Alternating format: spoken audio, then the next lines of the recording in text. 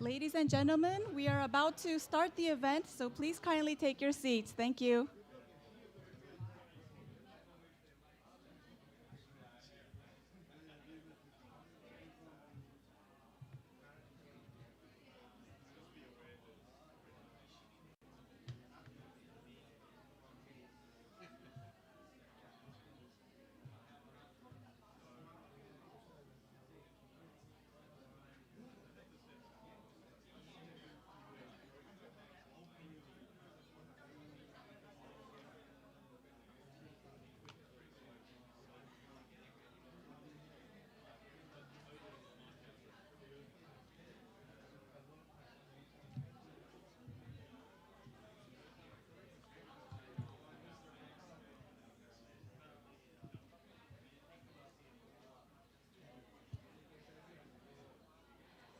안내 말씀드립니다. 저희 행사가 Some words of announcement, ladies and gentlemen. We will soon like to start, so please take your seats. Thank you.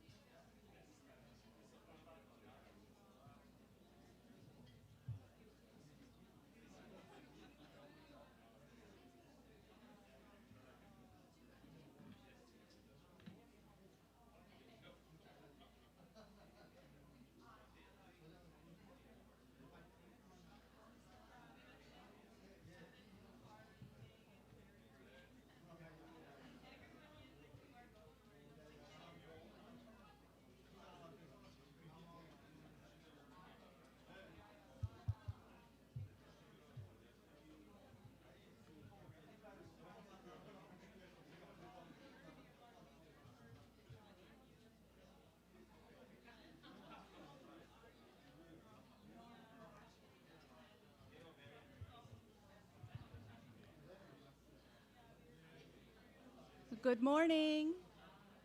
Good morning, distinguished guests, ladies and gentlemen. Welcome to the Republic of Korea launch of the Human Development Report 2025. I'm Haejin Park, Partnerships and Communications Specialist and Private Sector Engagement Team Lead at UNDP Seoul Policy Center. On behalf of UNDP and the Ministry of Foreign Affairs of the Republic of Korea, it is my pleasure to welcome you all today.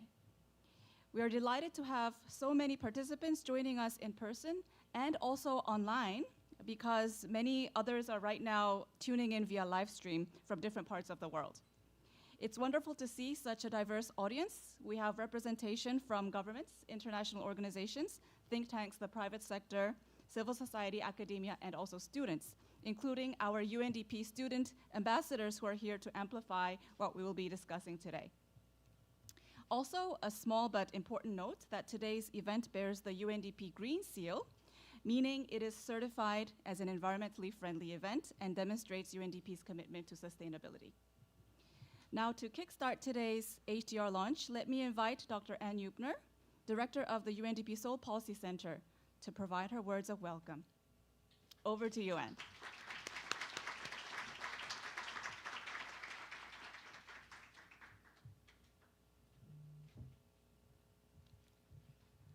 Good morning. Is this on? Director General Park from the Ministry of Foreign Affairs of the Republic of Korea, Mr. Pedro Conceição, dear colleague and lead author of the Human Development Report, Excellencies, distinguished speakers, colleagues, and friends.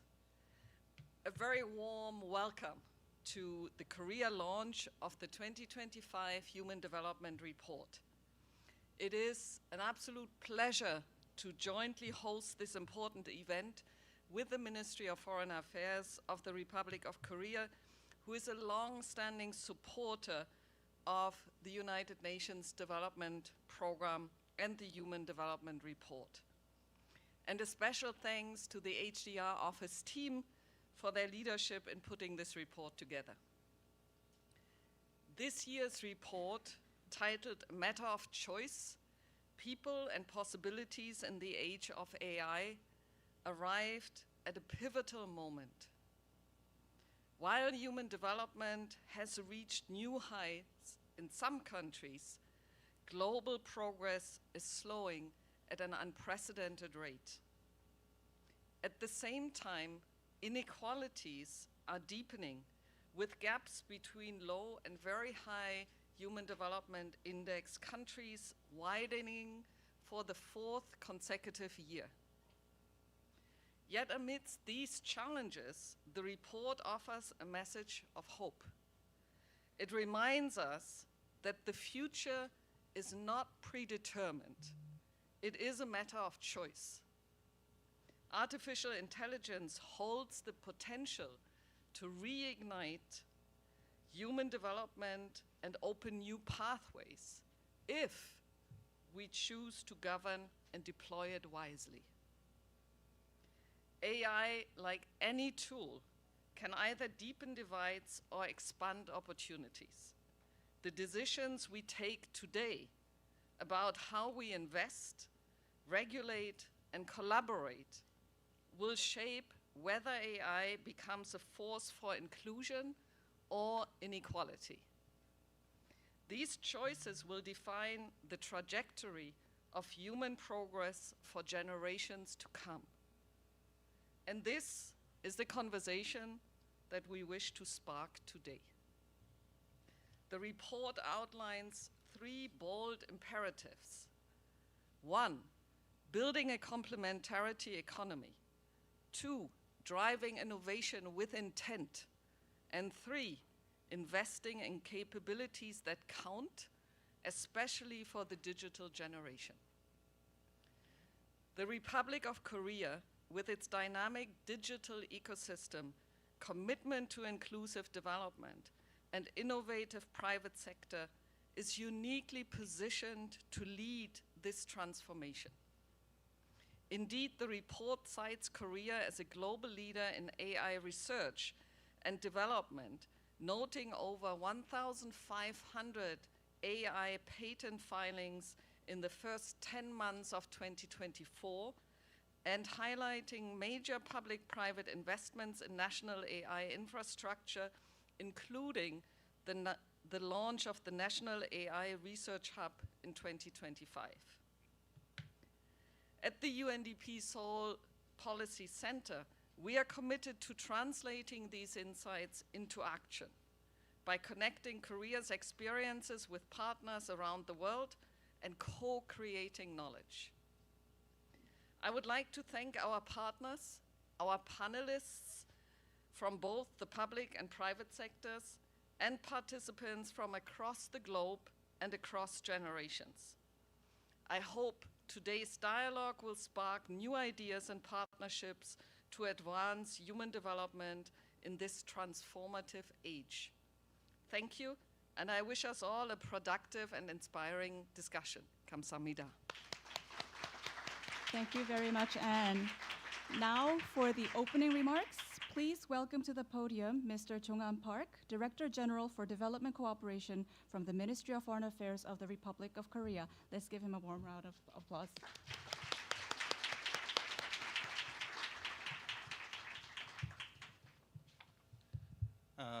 Distinguished guests, colleagues, and friends, it is my great pleasure to welcome you to the Korea launch event of 2025 UNDP Human Development Report.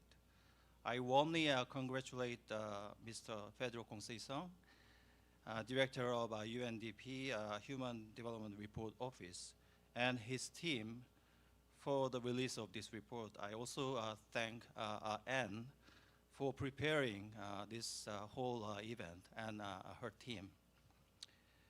Korea has proudly sponsored the Human Development Report since 2019. HDI has been established as a key index with a variety of applications. Its steady upward trend has added steam to our belief that we are moving forward. However, this year's report reveals that progress has slowed down to its lowest rate in 35 years. The gap between the rich and poor countries is widening. Geopolitical tensions, climate change, threat to the multilateral trading system and new conflicts can make things worse. An AI divide, if this really takes place, may widen the gap further. In this regard, the report's focus on AI could not be more timely and relevant. The report suggests that people remain hopeful that AI can improve their lives. In low and medium HDI countries, 70% still believe and expect that AI will help them increase their productivity at work, and 64% believe that AI will create new job opportunities. It is our shared responsibility to ensure that this optimism becomes a reality tomorrow, instead of triggering an AI divide. I believe that the linchpin for this transition is our investment in quality education for all.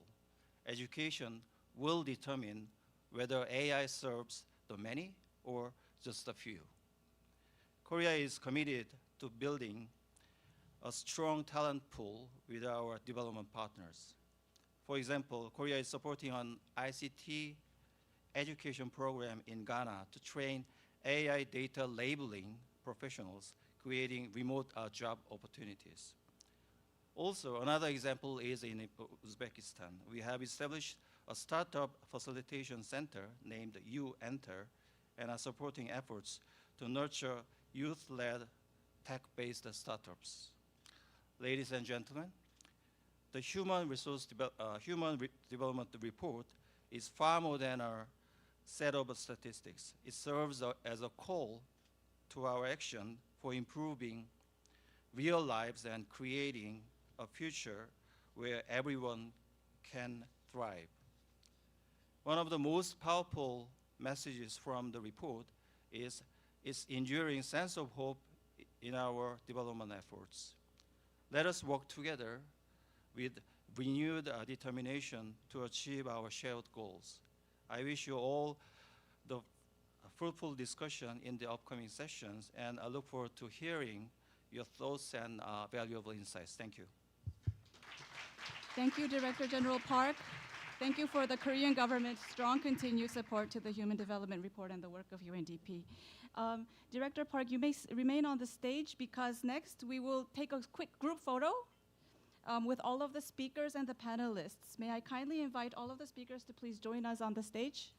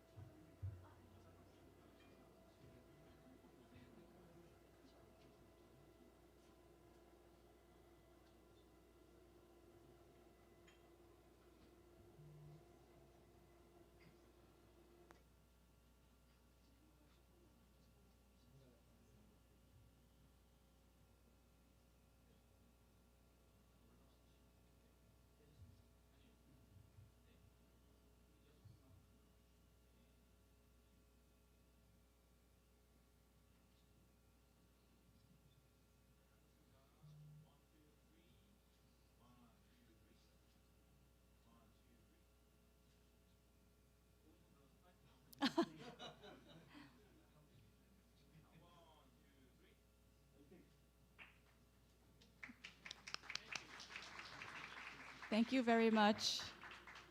Thank you. We will resume as soon as everyone has returned to their seats. Pedro, you're up next, so maybe you can stay on the stage.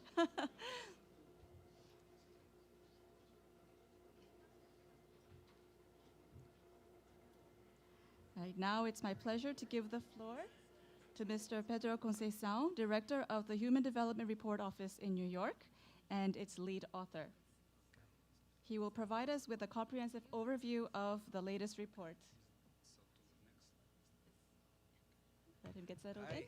Thank you, Yajin. Whenever you're ready, over to you. Thank you, Yajin. Thank you, Director General Park, not only for being here and for your opening words, but for the support to UNDP and to our office in particular over several years now. Thank you, Anne, and your wonderful team for putting this wonderful event together. And, you know, we are here to present a human development report, but a report is the result of a journey. And this year's report is the journey that led to this year's report started a little over a year and a half here in Seoul. I believe not very far from where we are today. And many of the people that were at the beginning of that journey are joining us here today. Each report has a number of consultations and meetings in which we try to listen and learn. And I must say that that meeting that took over a day was fundamental to shape the report. So a word of thanks also to all of you that were participants in that consultation, and hopefully you'll see this as also as your report, not only as a UNDP report. I hope you like it. If you don't, you can blame me. You don't need to take responsibility. But I just want to express my sincere gratitude for that beginning of the journey. Every human development report has basically two aspects to it. It tries to assess the state of human development using a number of numbers and metrics, including the Human Development Index, and it has a theme. So when it comes to the state of human development, as you already heard from Anne and Director General Park, there are at least two reasons to be concerned. First, if we take away the decline in human development in 2020 and 2021, we are now seeing the slowest pace of progress in human development since we started assessing the Human Development Index 35 years ago.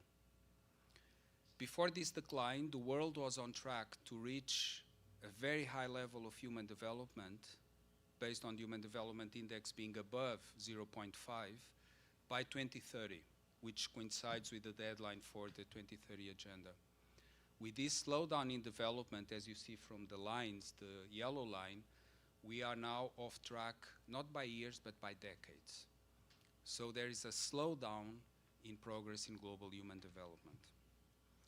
And secondly, as you also heard from Anne and Director General Park, the gap between those at the very top and those at the very bottom of human development is widening now for the fourth year in a row. And this breaks with a trend which you see on the blue part of the chart, in which there has been a process of convergence in human development for decades. Against this background, we asked, what did people think about AI? What did people around the world thought about AI? Were they using it already? And the findings of the survey were striking. We found that across all levels of the Human Development Index, about 20% of respondents were using AI. But more striking, we found that in lower levels of the Human Development Index, so low and medium and high Human Development Index, up to 2/3 of respondents were expecting to be using AI in their work, in health, in education, within a year. So this is the context in which we're writing this report. On the one hand, we see this slowdown in progress in human development. We see this increase in inequalities in human development. And on the other hand, we have this expectation that people, particularly in lower HDI countries, have that AI is going to be part of their lives. So in a sense, our report is an attempt to give response to this expectation. And we do it by starting to try to understand what AI can do and what AI cannot do. And one of the things that AI can do very well is that in the most current configuration of AI, it is not something, a technology that just works in the background deployed by governments and firms. This has been happening for decades. AI has been around for decades. But more recently, over the last 2-3 years, it's now becoming at the forefront of everybody. Everybody can use it. And people are interacting with AI to expect them to give answers to questions that up to now you can only get from other humans. So AI is able to give access to this advanced expertise that can potentially be very empowering. But as it does so, we have to be mindful of some limitations of AI. One has to do with the fact that AI reflects the examples, the training data that was used to create these models. And given that the preponderance of data and where these models are created are in high HDI countries, the response of these models, as you can see on this chart, reflect the cultural traits of people living in these places. And as you move towards lower levels of the HDI, you see that the answers that these models provide become less and less aligned with the cultural traits of different societies at lower levels of the HDI. In addition, these models often make things up. They hallucinate. So I'm mentioning these two aspects to make a broader point, because often we look at AI as something that is just digital technology supercharged, that are going to just automate more and more things. But what these two aspects of AI show is that despite its potential, we need to be careful. When we deploy AI, we need often to use human evaluation of AI outputs. We cannot just fully automate and delegate decisions to AI. And when we ask people in our survey what they think about whether AI is going to automate or is going to help them do more things, meaning augment what they can do, what you can see is that people expect automation to occur, so people are realistic, but they expect also this augmentation to take place. So what this chart shows is on the vertical axis, the percentage of respondents to our survey, they expect automation. And on the horizontal axis, the percentage that expects augmentation. And the dots show countries and occupations. So you see that they're sort of, they follow along this diagonal line, right? So the more people expect automation to take place, the more they also expect augmentation to take place. But most striking, the dots sort of are overrepresented in this triangle that suggests that even though people expect both automation and augmentation, they expect more augmentation to occur. Now, I think this is very important. This is expectation of people, right? This is not a prediction of what's likely to happen.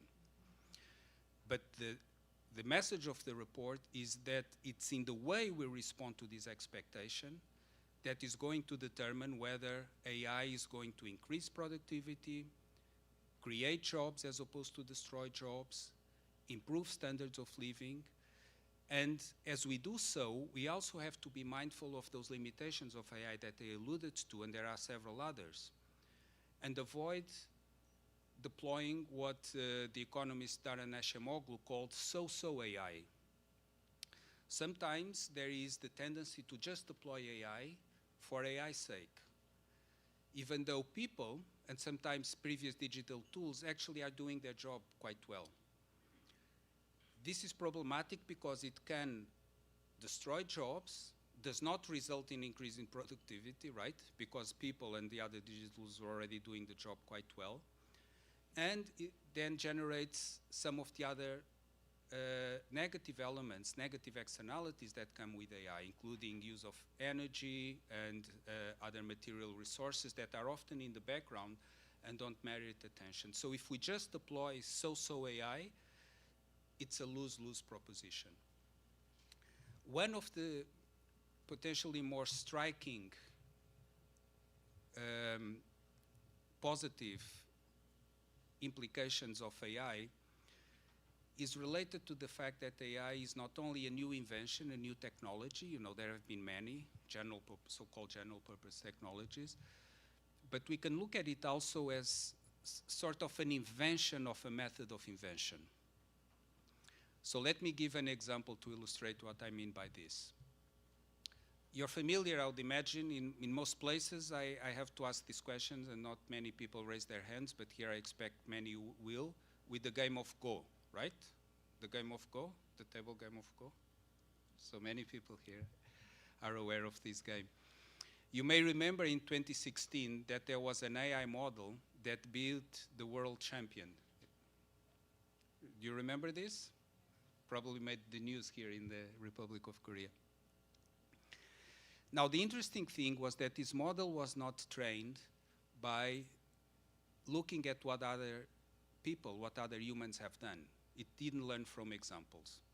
The way this machine was designed was such that the machine trained itself how to play the game. So the programmers gave the rules of the game to the machine, and the machine played with itself and found a way to play the game. And that's what led to this machine eventually beating the world champion of Go. The game of Go was one of the most complex games that represented a challenge to artificial intelligence researchers for decades. It's much more complex than chess, for instance. There were already AI machines that beat humans at chess for several years before 2016. So this was a breakthrough. And the machine made a move that elicited this comment here. Not a human move, so beautiful. So it generated this sense of surprise and awe about what this machine did.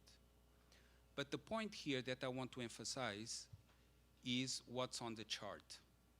So what you see on the chart, the blue dots, or the blue part of the chart, represent the performance of human Go players before 2016, and look at what happened from 2016 onwards.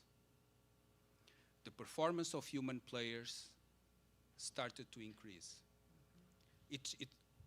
You know, it's not just a step change. The trajectory changed. So the machine inspired people to play this game in ways that had never been seen by humans.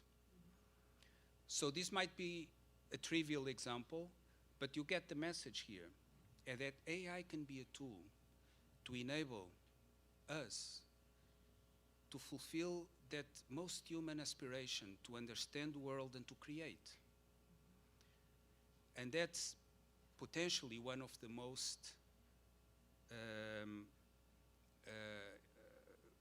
implications, most important implications, most transformation implications of AI. There's also, obviously, many reasons to be concerned.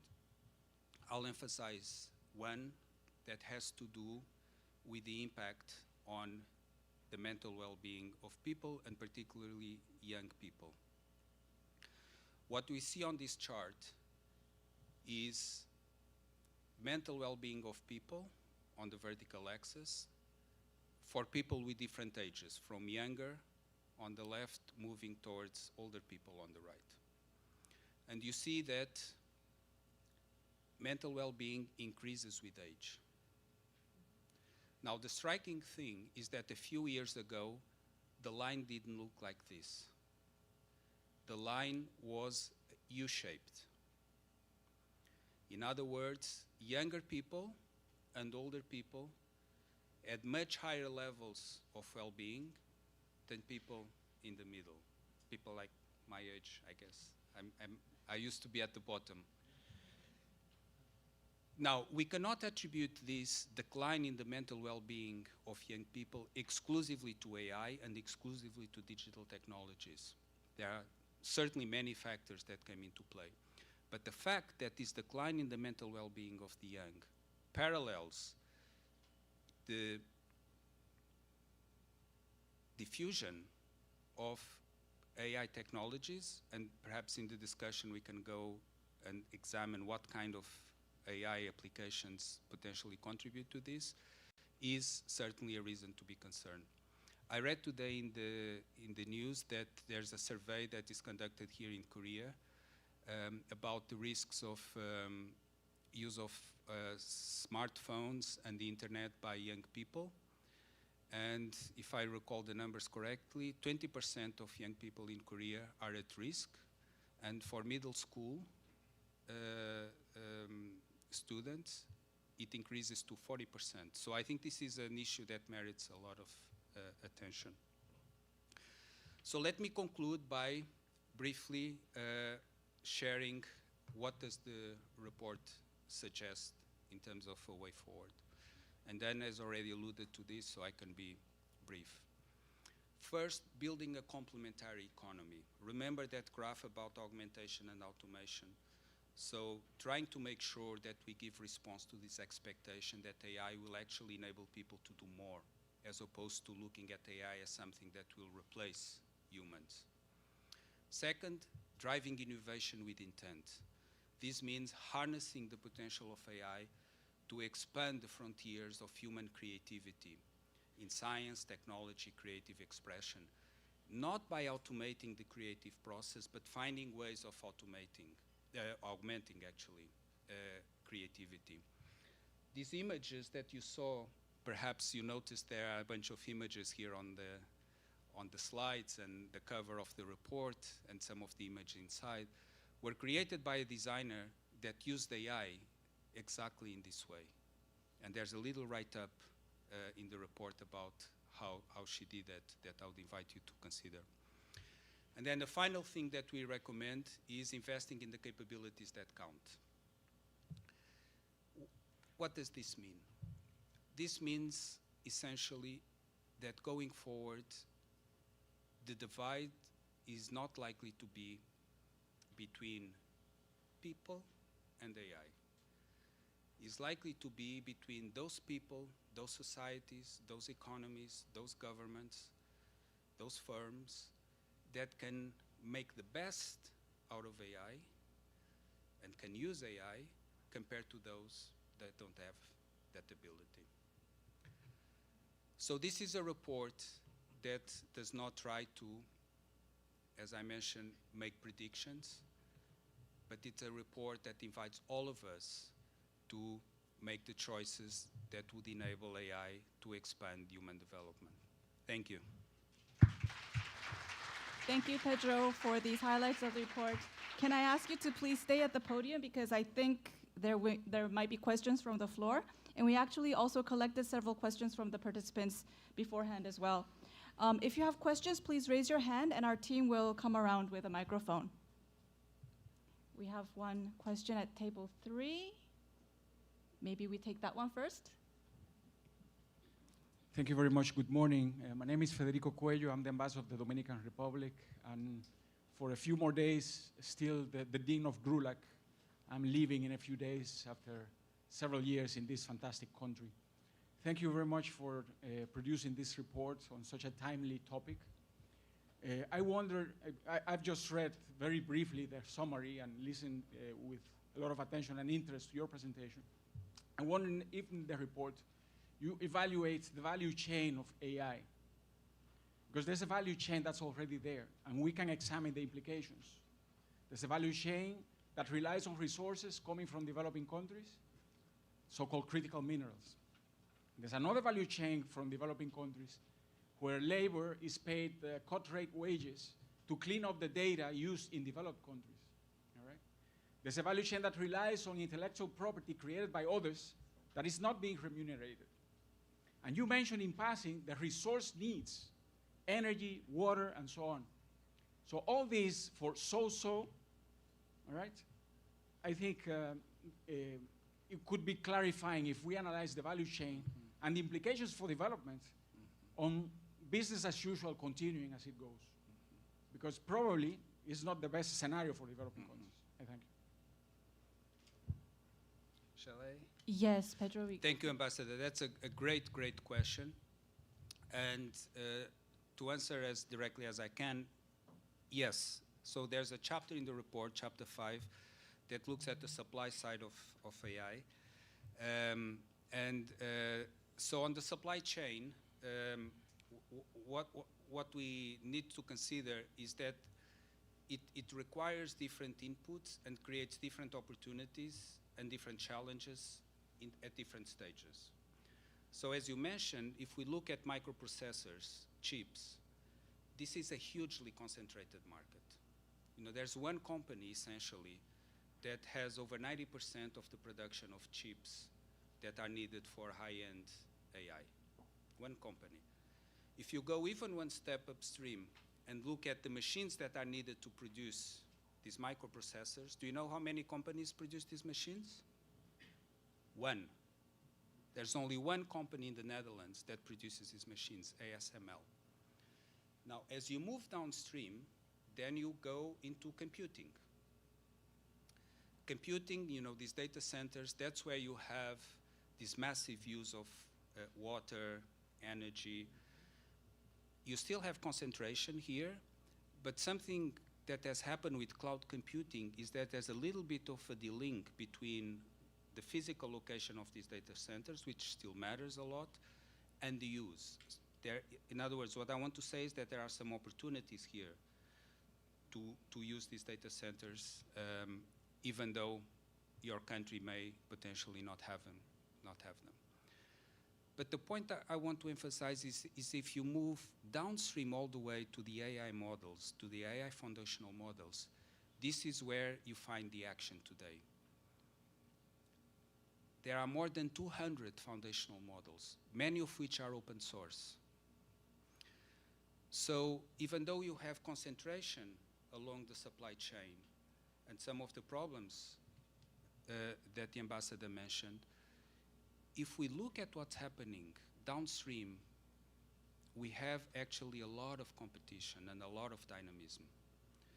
And so the question today is, how is the future of AI going to evolve?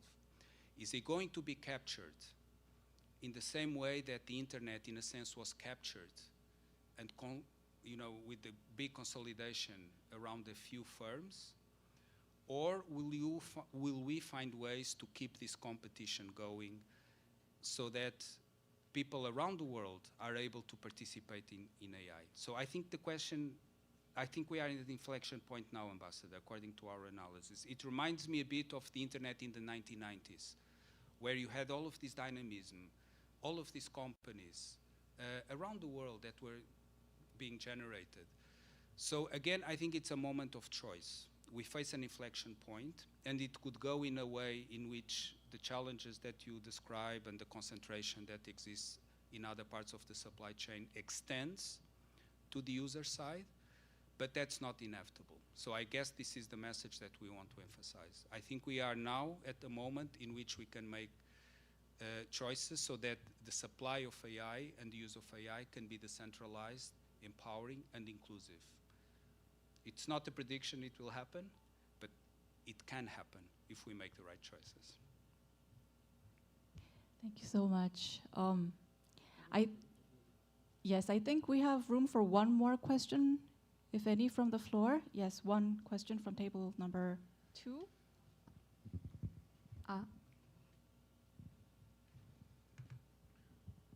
Hello, my name is Shin. I'm from KISTEP.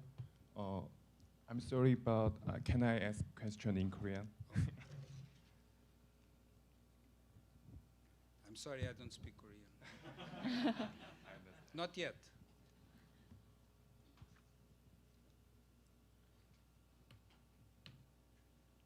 네, 먼저 그 First of all, I'd like to thank you for giving a presentation that contains very meaningful insights and important messages. Thank you.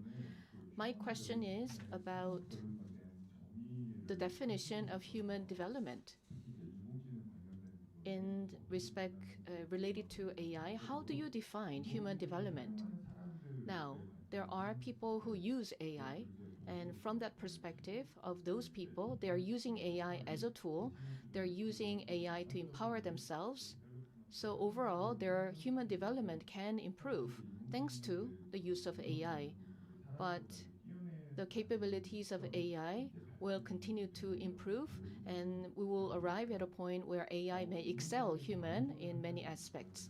And this may end up making people over-rely on AI or overuse AI without using their own judgment, but leaving all judgments to AI. Then in that sense, human development levels may go down because they are relying too much on AI. So how did you define human development in this report? And what is your perspective on this going forward? Another very important and interesting question. So I'll make two comments. First, what the report suggests is that just because AI equals or even surpasses what humans can do at certain tasks, that does not mean that AI is going to replace humans wholesale. There are many reasons for it. One is that humans are not defined in their activities by a specific task. So for instance, AI today can answer a medical exam, can pass a medical exam. But the doctor needs the clinical knowledge, obviously, but the activity, the function of a doctor goes way beyond just having that clinical knowledge. Now, even if it were possible to replace the doctor by an AI because it has so much clinical knowledge, the patient may not want to do that, right? So there are many things in the interaction between AI and humans that are not determined by the technology as such, are determined by this broader set of choices that will ultimately shape the impact of AI. The second important point that we emphasize in the report, and I mentioned it briefly, is that indeed it is a risk if we use AI as a crutch, right? So if we use AI as a crutch, something that, for instance, students use it that harms their critical thinking, that's a problem. Or if we look at AI as something that can sort of automate, as I mentioned, creative tasks, that's a problem. There's a narrative that's pushing people in that direction. But I think that from a human development perspective, at least, that's a problem. So I think part of the challenge for all of us is to understand how should we deploy AI in health, in education, in ways that don't undermine the goals of undertaking those activities. So in the case of education, don't undermine learning. So how can we use AI in ways that assist teachers, make students better learners? But if they just outsource sort of the process that needs to happen to AI, that's a problem. So that's a very strong point that we emphasize in the report. Thank you very much, Pedro. I'm afraid we are behind time a little bit. So thank you very much to you and to all of the participants for these engaging questions. We will now move on to the panel discussion. As mentioned, the topics of the three panels reflect the three directions for action that are presented in the final chapter of the report. So can I invite our panel one speakers to take their seats at the front? The session is going to be moderated by Dr. Jung-Wook Kim, who is the Executive Director of the Center for International Development at Korea Development Institute. Joining him are Dr. Hyung-Kyung Lee, Research Fellow from the Department of Digital Society Strategy Research at Korea Information Society Development Institute, and Dr. Seung-Yup Yang, who is a Research Fellow at the Korea Labor Institute. The first panel is anchored on building a complementarity economy, as we mentioned before. Okay, so the panel seems ready now, so I will hand over to Dr. Kim. 네, 감사합니다. 한국어로 진행을 하고 아마 통역이 Yes, thank you. I will proceed in Korean, so please use the receivers for the English interpretation.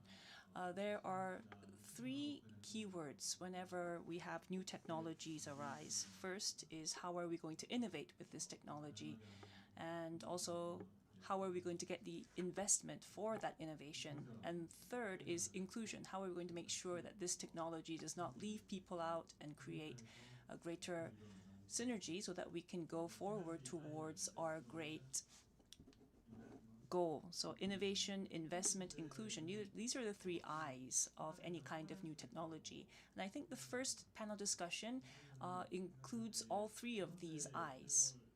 And in the second panel, I understand that you will be discussing innovation with intent. So there will be a discussion about innovation, and also the final one, investing in capabilities that count, also links into these three I's. Now, we as humans, we are not islands. We are all members of a society, of a economy, and therefore the first theme, I think, is very important.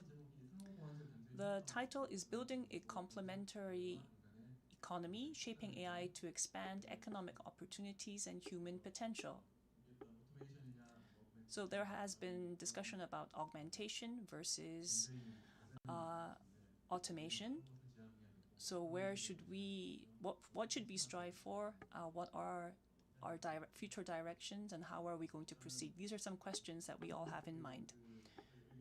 So we will be hearing from our panelists with regards to these questions, and then we will move on from there.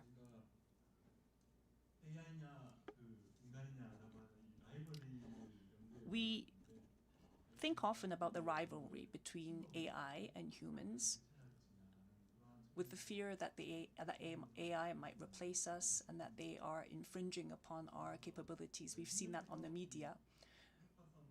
But how can we enhance productivity? How can we work together with AI? This is another perspective and view. And we are seeing more discussion in this part. Now, the three things that have been enhanced are education, work, and also health. And I think that we are seeing a lot of advantage thanks to AI in terms of learning, and also in health as well. When we have a shortage of medical professionals, AI can play a bigger role as we can treat many more people. However, when we think of work, it's quite different because people contribute to society. We also need work to survive. We also manifest our personal values also. So complementarity is perhaps a lot more relevant in the area of work rather than education and health. First, before launching into this discussion, I think we have to set the parameters of what complementarity actually means. What's the definition? And within a Korean context, is that complementarity actually possible? What institutions do we have in place for that? So let's hear your answer. 네, 감사합니다. Thank you very much, moderator. I studied law. I majored in law. So when it comes to thinking about a complementarity economy, I like to approach this topic from a legal perspective. Now, what does complementarity mean? As technology continues to advance, there are groups of people who would lose and there are groups of people who would win. And so these winners will need to provide support for those who are leaving, who are being left behind. I believe that is what complementarity is about, and it is about promoting inclusive growth in the era of AI. Now, when it comes to AI governance, We need to ensure that AI should complement human labor to increase productivity, and also AI can create new jobs. And in discussing all these topics, I like to discuss the legal situations and legislations. There are two key legislations in Korea that are relevant. The first one is the Framework Act on AI. This was passed by the National Assembly this year, and it will be implemented starting from next year. And this Framework Act on the development of AI is meaningful that it is providing a legal framework for the development of AI while at the same time addressing some of the concerns and risks.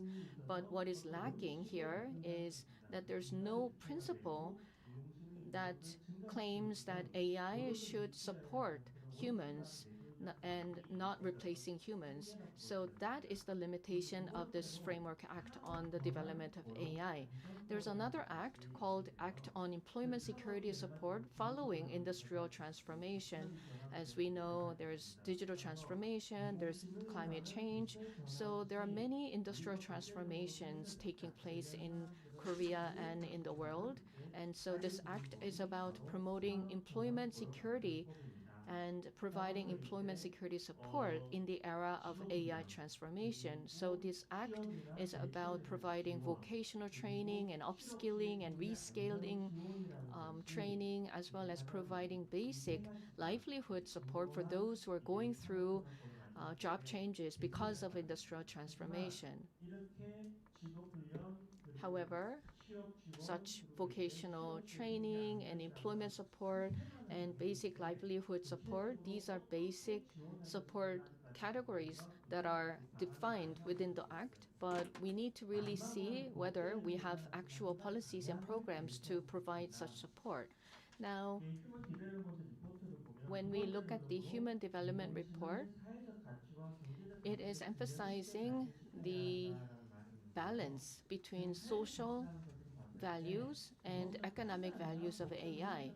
Now, social values should include ethical considerations and moral considerations. From the perspective of labor law, we need to see how jobs will be shifted and displaced, and how people will move from one type of jobs to another.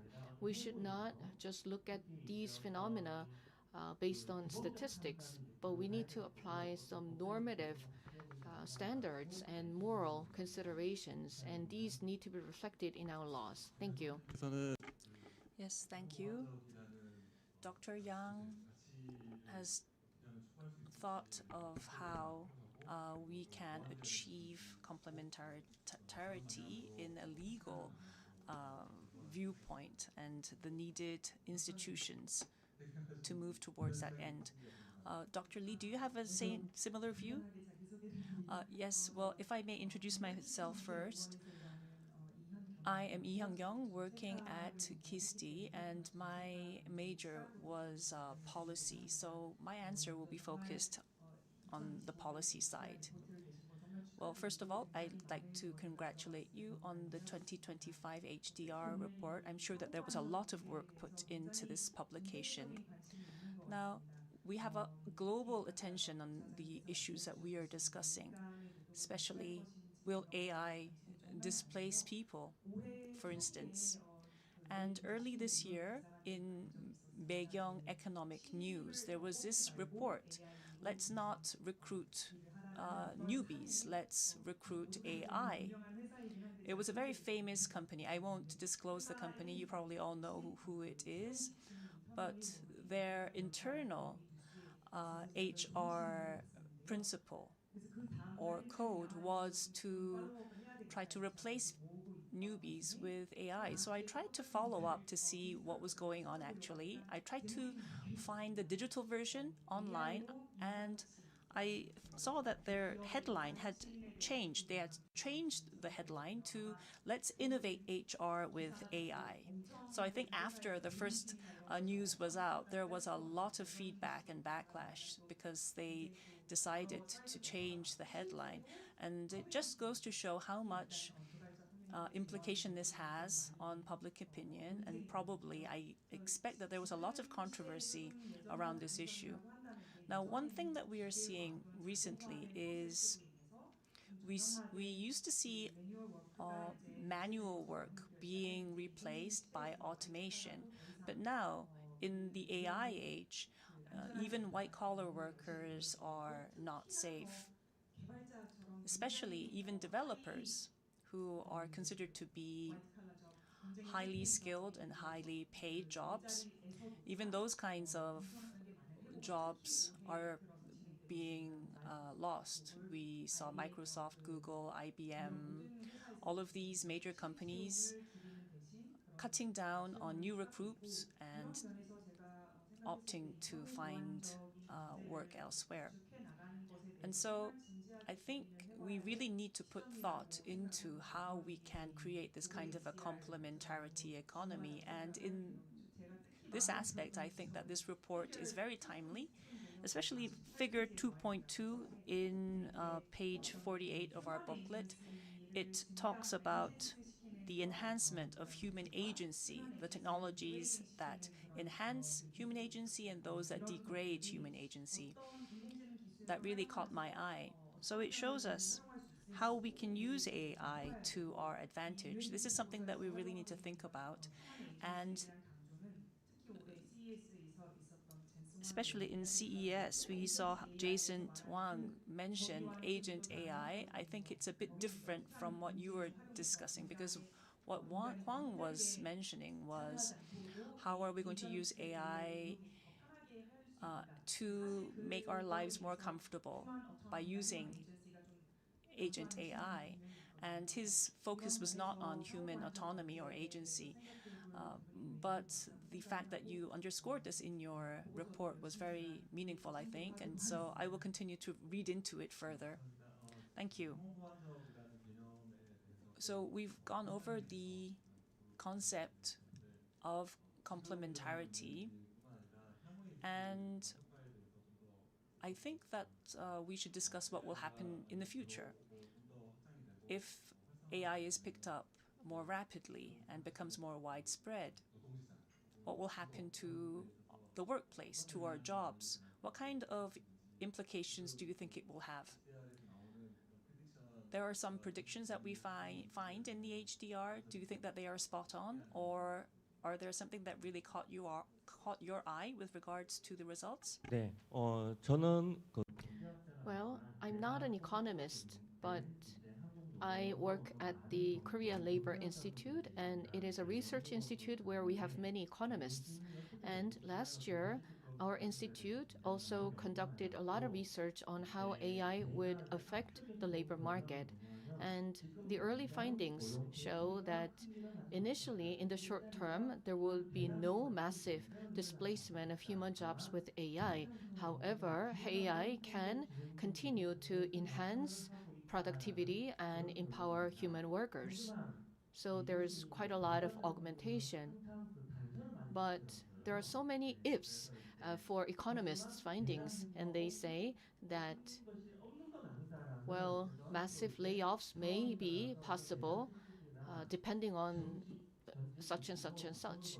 So economists in our institute said that we need to prepare for potential massive layoffs. And then legal scholars like myself will have to see what kinds of legal preparations are needed and what kinds of laws need to be enacted.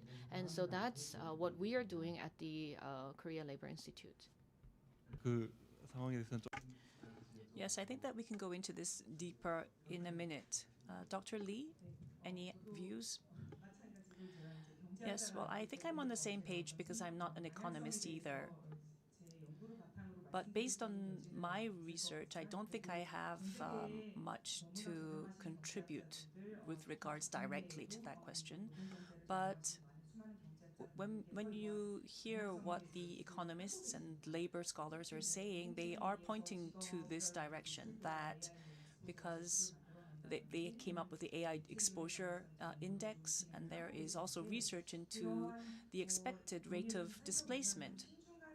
But if you read into the literature, you see that there is it's a very complicated picture, and there's a spectrum from cautious optimism to skepticism. From Acemoglu and Joseph Stiglitz and other economists have said that unlimited innovation will not lead to unlimited welfare. And also David Walter has also said that mid-level skilled workers are at danger, so there will be a bigger divide between skills. Also, international organizations are conducting similar research by IMF and the World Bank, for instance. There's a plethora of literature out there, so there's a lot to read. Another thing that really caught my eye was the World Economic Forum's Future of Jobs report in 2025. And I think that there is a bit of an overlap with the HDR report, because they are saying that the fundamental direction of AI, will it replace humans or augment us? What they are also saying is that it is a matter of choice. So we talk about how technology may displace us, but we should look at the actual activities and the tasks within our jobs. Because if you look at all the tasks that you are undertaking, there are certain tasks that can be replaced, but won't really threaten your job security. Whereas there are other specific tasks that should not be replaced. That is to say that there are certain jobs that may be threatened when their tasks are replaced, such as when we look at the example of carts being replaced by cars. And there's a lot of research into truck drivers, particularly in the US. When you have AI and automated vehicles, will these drivers be out of work? One thing that we should focus on is,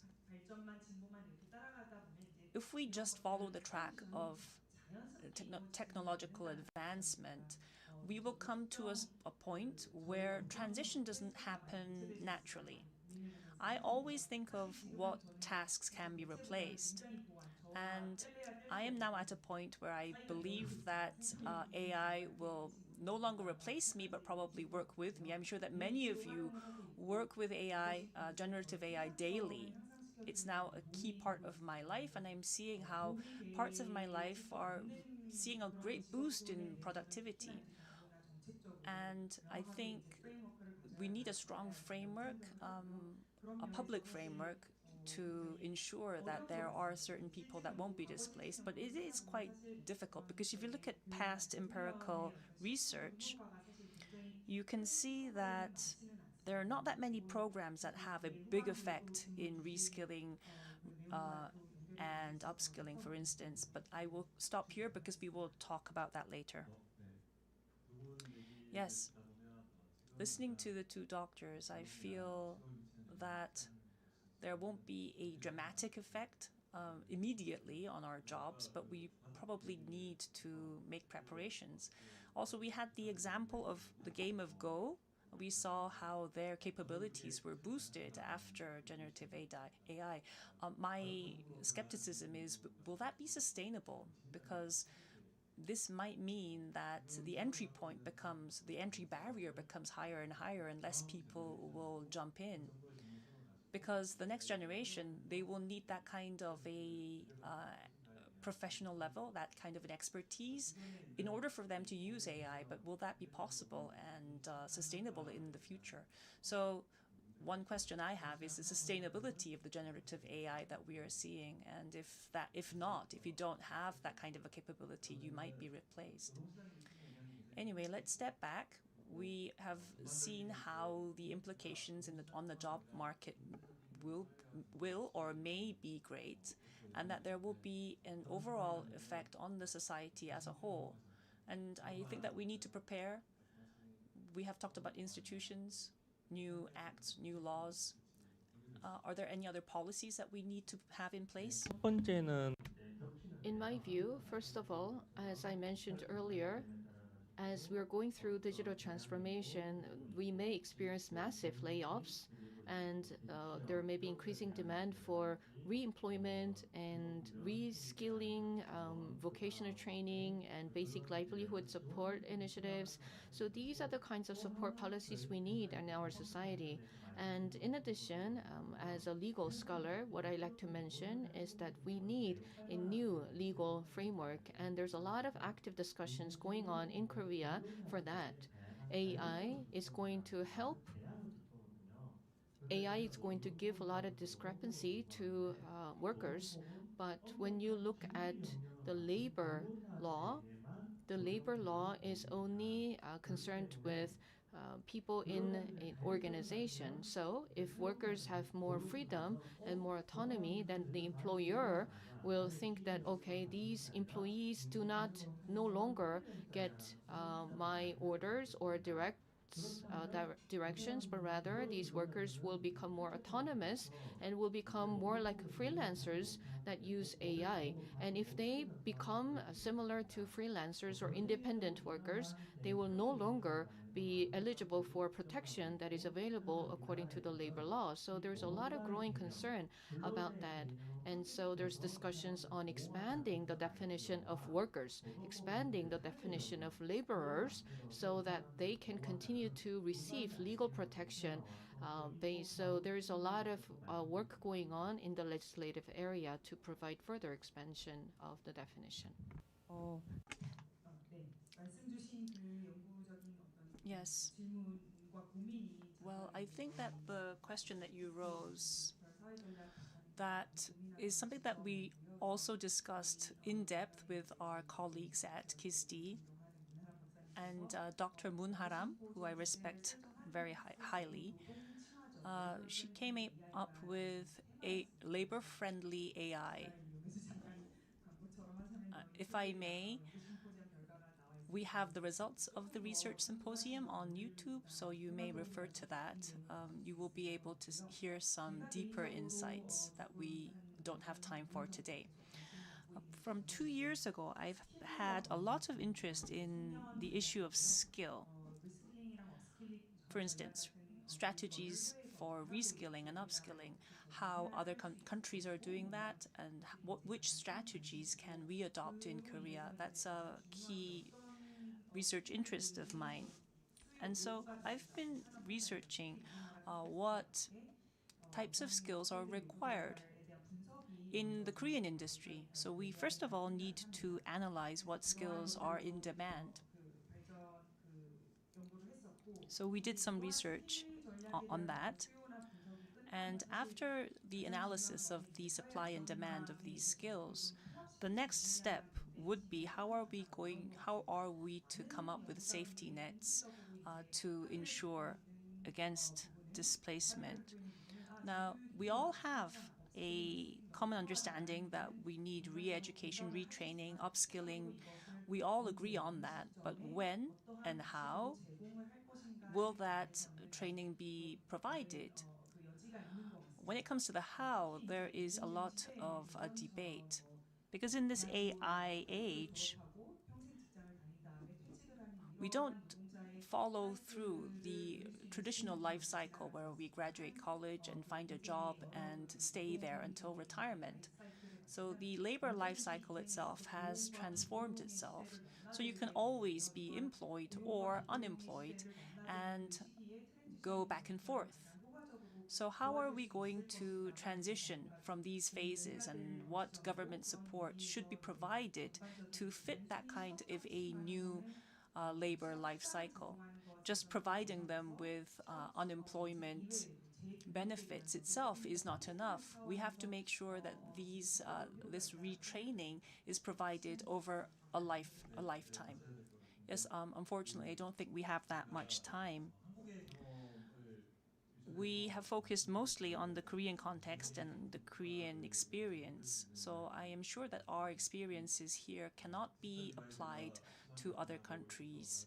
We are now also seeing a lot of digital divide, and this digital divide may grow larger and widen because of AI. So our key question is how are we going to tackle this with AI, And how are we going to use AI to enhance literacy and our skills and our competencies? These are all things that we need to keep in mind when coming up with new policies.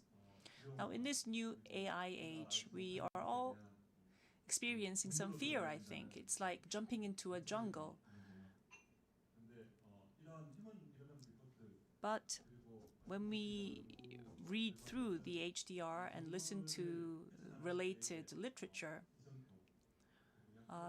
these research reports can serve as important milestones. They are lighting the way forward, and they are extremely helpful, enabling us to stay on path as we go down this path together, hand in hand. I think it's a very important blueprint or a map as we go down this uncharted path. And so I'd like to, I hope that we will all be able to act as enhancers of these research results. So we were scheduled to receive some questions, but I don't think we have time. We have about 4 minutes. Let me continue in English. So first of all, thank you very much to Dr. Kim, Dr. Lee, and Dr. Yang. As mentioned, we have a few minutes to take any questions from the floor to the panel one speakers. So let's begin with any from the room. You may raise your hand if you have any questions. If not, I have one question that was pre-submitted through registration. So if I may, the panel spoke a lot about the related laws and legislation, especially in Korea. At the risk of repeating a little bit what was already mentioned, the question is, if legislation were to be created to ensure that AI contributes to the enhancement of human capacities, what key element should be included? Maybe we can start with the moderator. Yes, we try to take care of the issue of the digital divide, of course. So when the AI emerges and expected to have a great impact on the economy and society, then there is somebody left behind. That means we need take care of and resolve the issue of the digital divide, which will be enhanced by the introduction and application of the AI for the full scale.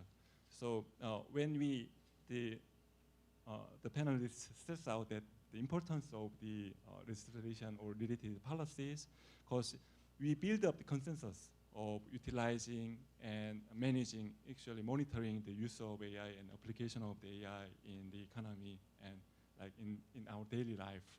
And those consensus will be reflected into the legislation. That means we are dealing with the entire social system rather than just the application of the AI in just small tasks. It has great impact on the scope of the work and like status of the workers, for instance. So that should be reflected and incorporated in the legal and societal aspects of our current system. That is one way to resolve and take care of the issues from the AI implications. So.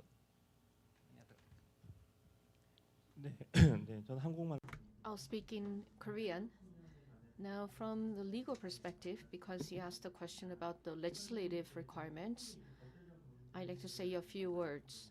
I briefly talked about the current legal framework. We have a very good law, the Framework Act on the Promotion of AI, and Korea is the second country that has legislated a similar law.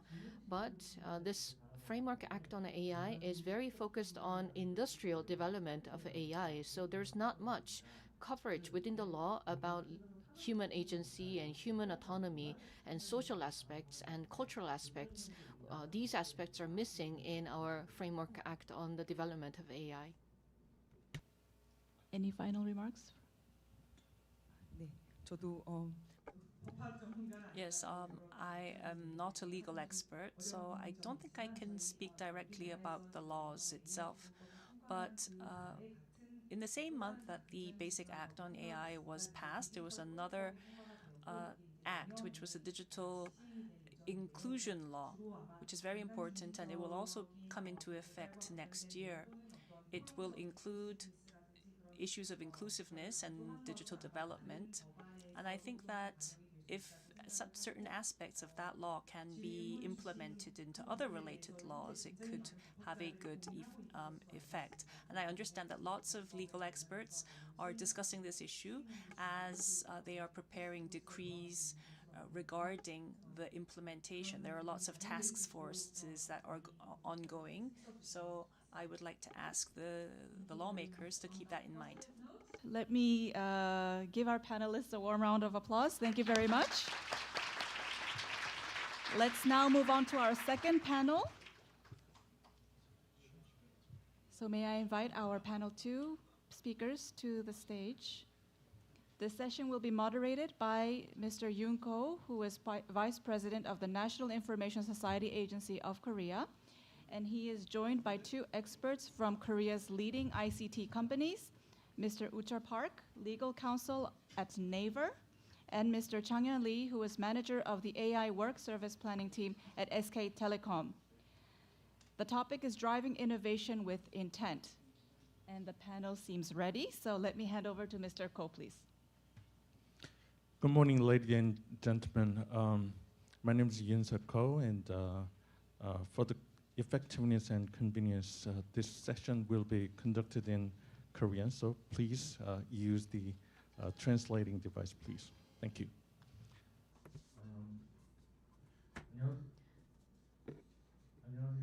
Good morning, everyone.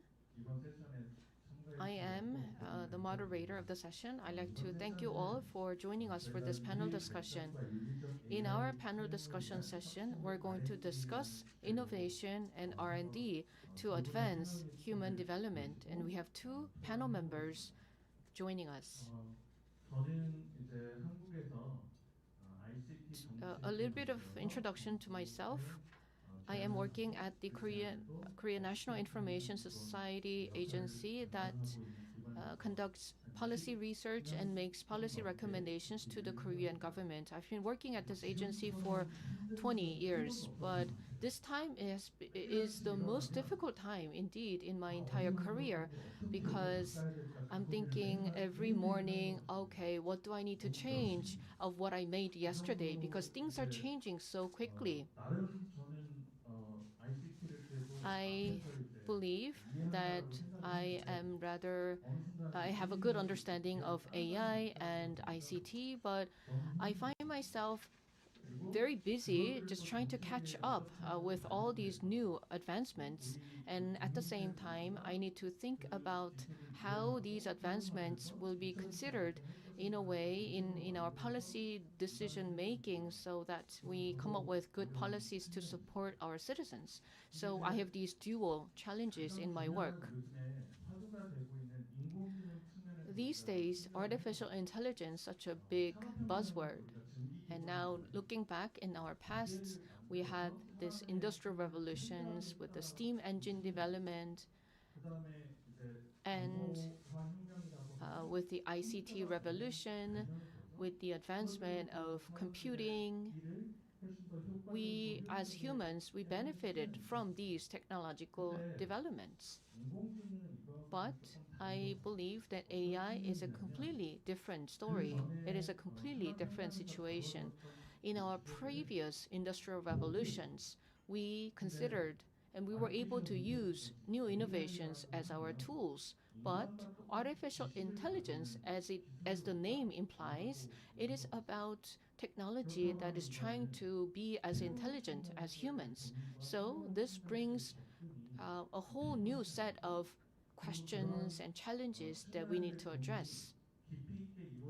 And if we fail to engage in in-depth discussions on the implications of AI, we may not be able to successfully handle this new innovation, because AI may cause a lot of negative consequences in our society. So when it comes to using and developing this new technology, we need to be more careful, and we need to have extensive discussions. I have been a believer of technology and ICT. I believed in the power of technology to empower people and to augment people. But nowadays, I think more in terms of how technology can be used to ensure human agency and to augment them instead of replacing human jobs. So my thought these days is more focused on how we can develop technology and use it in a way that it will help humans. So with that in mind, we seem to focus too much on the positive and fascinating aspects of AI, what AI can do, but we often miss out on the opportunity to discuss a critical aspect of AI. And let me give you an example. In one of the big tech companies, there was an interview, and we know that some AI answers are discriminatory, and some AI models are very biased, and they have these kind of racial discriminations inherent in their models. So these were very big social controversies for the past couple of years. Now, when it comes to artificial intelligence, it's not just a technology per se, but it has wide and far-reaching implications on our society. So we need to first think about handling this notion of intelligence in technological development. And so with that in mind, we have two experts from the Korean ICT industries. These are from two leading Korean tech companies. So I'm very happy to have them because they will be able to offer their thoughts on some ethical aspects of technology development and innovation. So we're not going to talk about technology itself, but we will put humans at the center of our discussions. And we will talk about ethical considerations in driving innovation so that innovations can help humans. The first panel member is from SK Telecom, and Mr. Lee is in charge of AI work and AIX.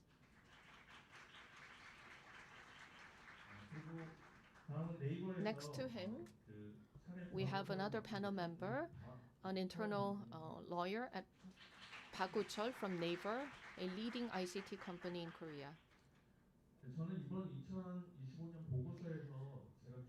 I read through the HDR 2025 and I noticed two chapters. The first chapter that caught my attention was chapter 4. It is about biases and limitations of AI. And in chapter 5, this is very, very important because there's this implications of algorithms, power and influence and choice in the algorithmic age. So this was very important and informative. Now, I'd like to ask a common question to both panel members. We all know that AI is very much related to the survival and the success of companies. So I'm sure your companies are investing in AI quite a lot. So if there's any major AI project that is going on within your company, what is it? And are there any moral or ethical standards or principles that you apply in your company for such innovation?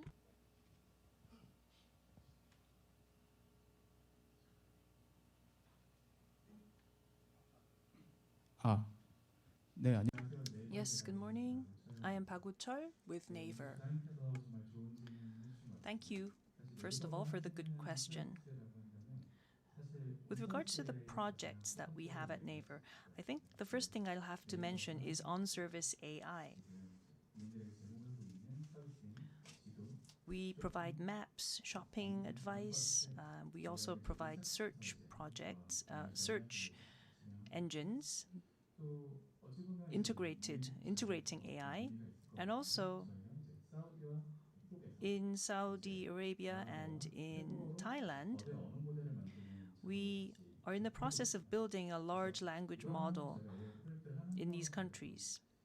And while we're doing these projects, there's one principle that we put in place. In 2021, we came up with our AI ethics code.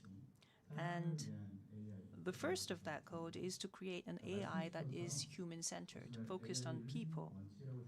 So when we say AI ethics principles, the basis is that people come first in terms of development and also our services. And the second value in this AI ethics principles is the respect of diversity. So based on these key values, we are conducting these various projects. And another thing that we value is, although we have these AI ethics principles, that they should not stop there as principles themselves. That is to say, with the advancement of various technologies, for instance, with a supercomputer with 700 petaflops, the question that we had was, how are we going to make sure that this technology that we have can be made as useful as possible to the society? That is why we came up with these ethical principles. And so our principles and our systems, they continue to evolve with the new technologies that are developed. We also want to make sure that these principles don't stop there, but become part of our corporate culture. And so changing that into a corporate culture is very important to us. Thank you. 네. At SK Telecom, well, we have three main categories of projects underway within SK Telecom. We are a telco company, so the first category is developing AI data centers.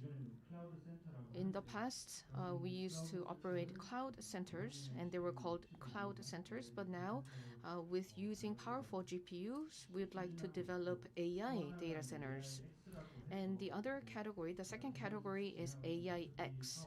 This is an extension of our B2B business with human augmentation in mind.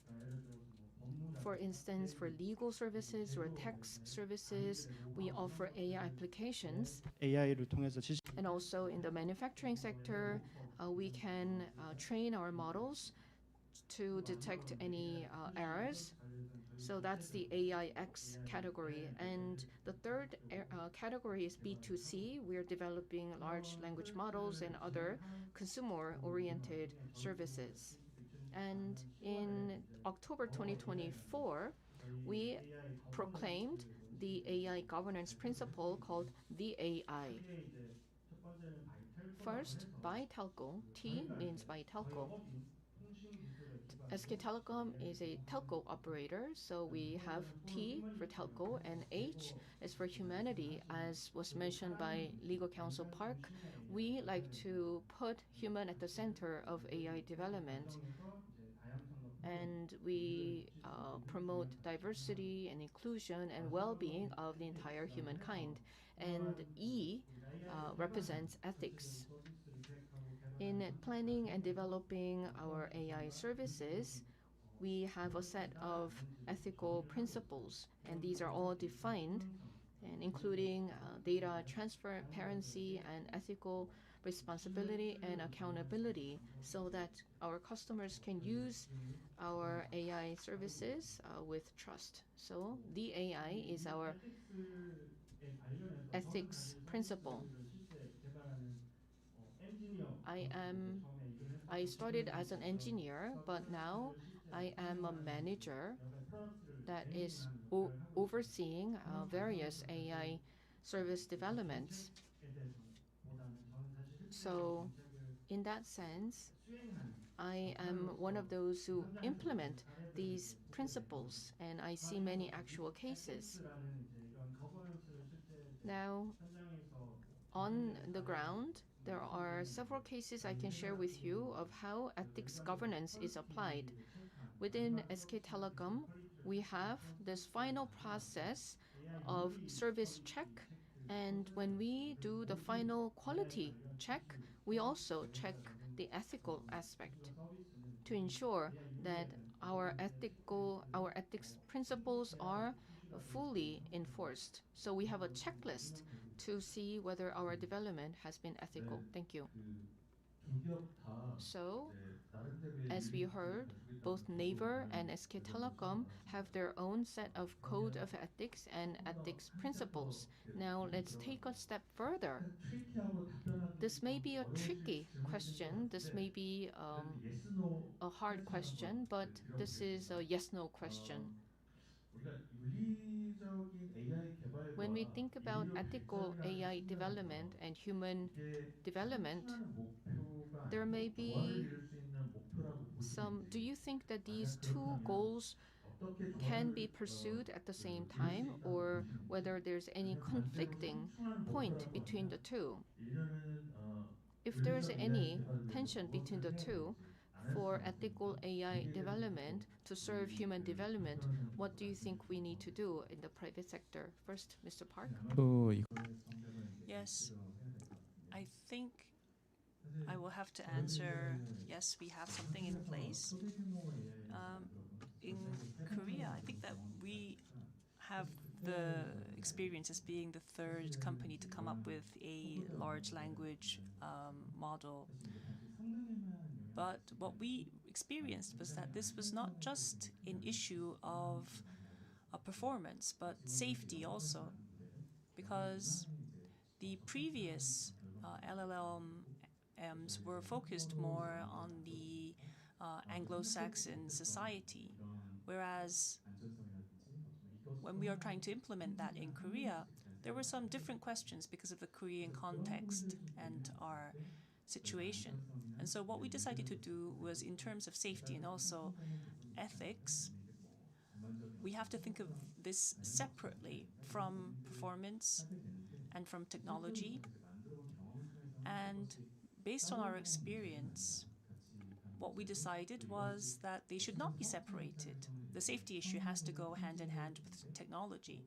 Of course, as a business, performance comes first or is very fundamental, but also the users need to be able to use these services with ease and with peace of mind. Therefore, developing an ethical AI does not go against business as usual. From the viewpoint of the business as well as the user, creating such a safe network is win-win for both of us. It was a tricky question, but an excellent answer. Now, I'd like to ask a question to Mr. Lee. AI development, for that to serve human development, there are several considerations that need to be made, especially ethical considerations. As you mentioned, SK Telecom has a set of ethics principles. So what other ethical considerations do you think we need to apply in developing AI to benefit humans? Thank you. As I mentioned earlier, we believe in the development of human-centered AI. Now, more specifically, there are a set of values. First of all, transparency. In developing AI services, what kind of data are we using for training?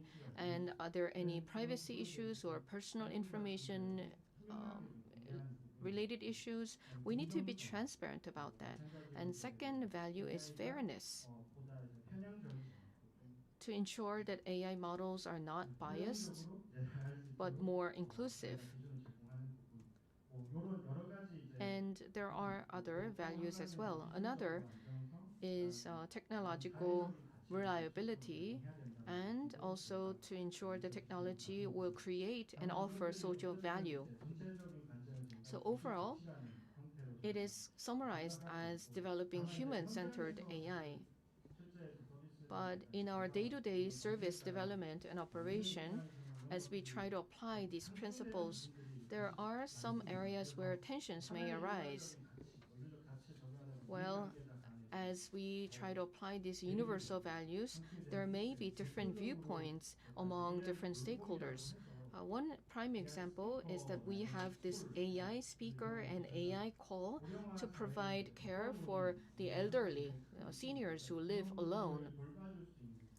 So SK Telecom has developed AI speaker and AI call program to be able to care for these elderly who live alone. And in carrying out this project, one problem that we had to handle was this risk or this issue of replacing human care providers. SK Telecom started this project to create social value using technology, but on the other hand, this also indeed had an impact of replacing human care workers or human care givers with technology. And so there was some resistance regarding that, but we had to convince and engage in discussions with other stakeholders, and we focused more on replacing some repetitive tasks with AI so that human caregivers can offer human quality care and the social nature of care. So we had to tweak a little bit of in our project to support human caregivers while providing additional care and support for the elderly. So we have these universal values that are in place in our company, but in our day-to-day work, we also need to consider many different aspects and try to adjust and adapt to these changes. As Mr. Lee mentioned, AI-based senior care project was what we tried at the National Information Society Agency, but what we was surprised to find out is that after about a year, these senior customers, these people, after using AI or robotics for about a year, they start to connect with these machines in a more emotional manner. Moving on to questions related to the business development. Now to Mr. Park, you mentioned that you have or Naver has a set of ethics principles, but what are some of the practical challenges that you're experiencing? Well, it's always difficult to come up with solutions where there is no set answer. When we first came up with the AI ethical principles, like I mentioned earlier, we had to look at the technology that was emerging. How will this technology be adopted? And what role should the company play in society? These are some fundamental questions that we had to ask ourselves and define. And also, some of these questions resolve themselves with technological development. As some technologies ripened, we could see that some of these issues would solve themselves.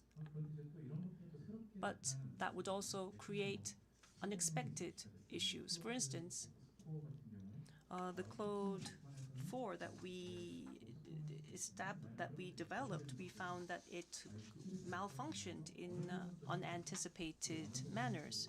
So when a technology develops, it solves some of its initial issues while creating others. So always adapting to this ever-changing environment is quite tricky for the business, especially when we think about how these technologies will be used by the users. What values will these technologies provide them?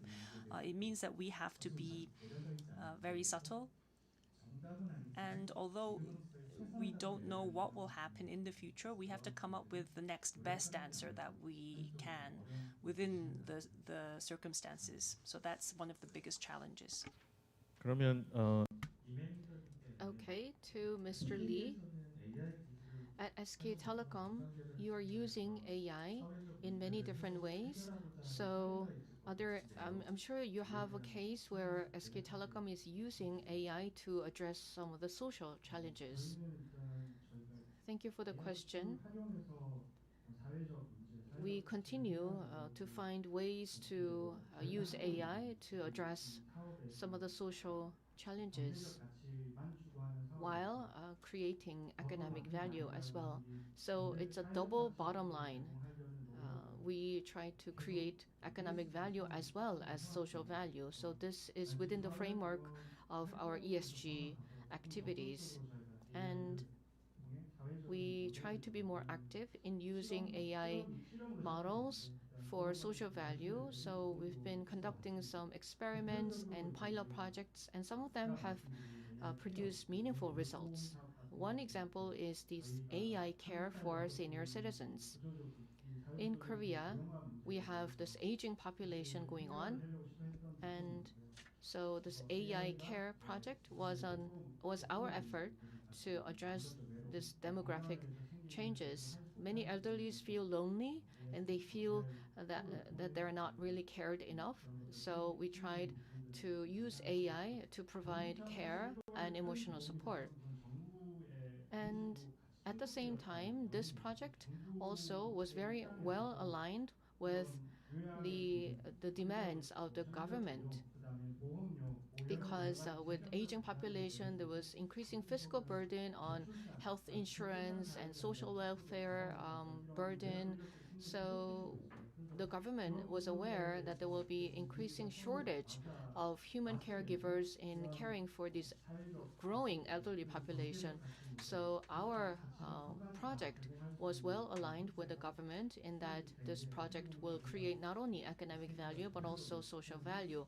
So this is how SK Telecom is trying to address social issues. Thank you. Now, as we have limited time, I'm going to ask you one final question, and please answer in 1 minute.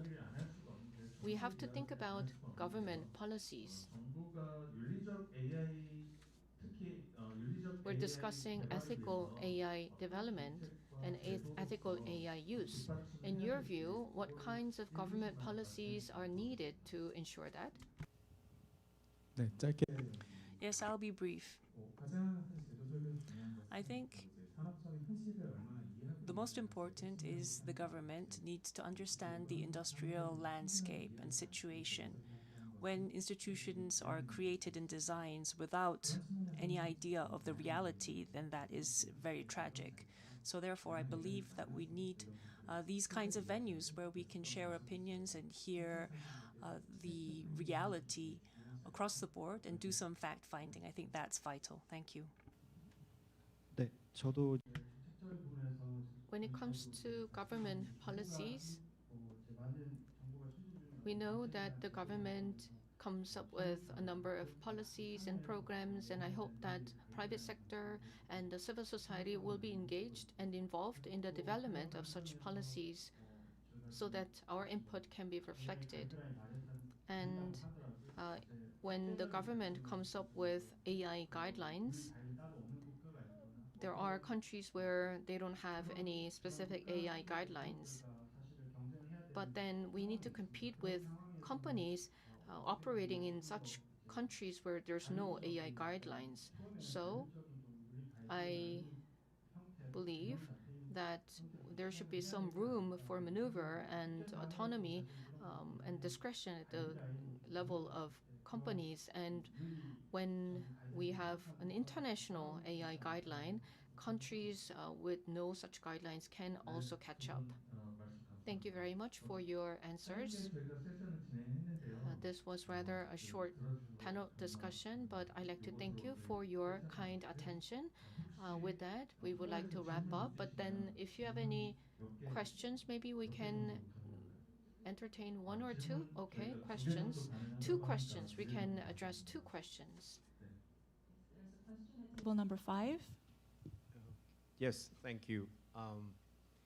Thank you, and I'd like to see from the panelists, of course, your view is one informed by a company approach or more of a business approach.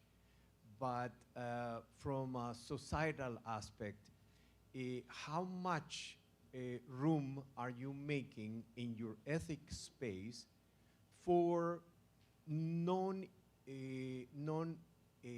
artificial intelligence affected environments? How much are you making space to preserve the capacity of the human being not to stop thinking, to continue to make every effort in every space to continue having the control of its own mind? And by doing that, how much, for example, are you thinking of indigenous communities in order not to continue to colonize them?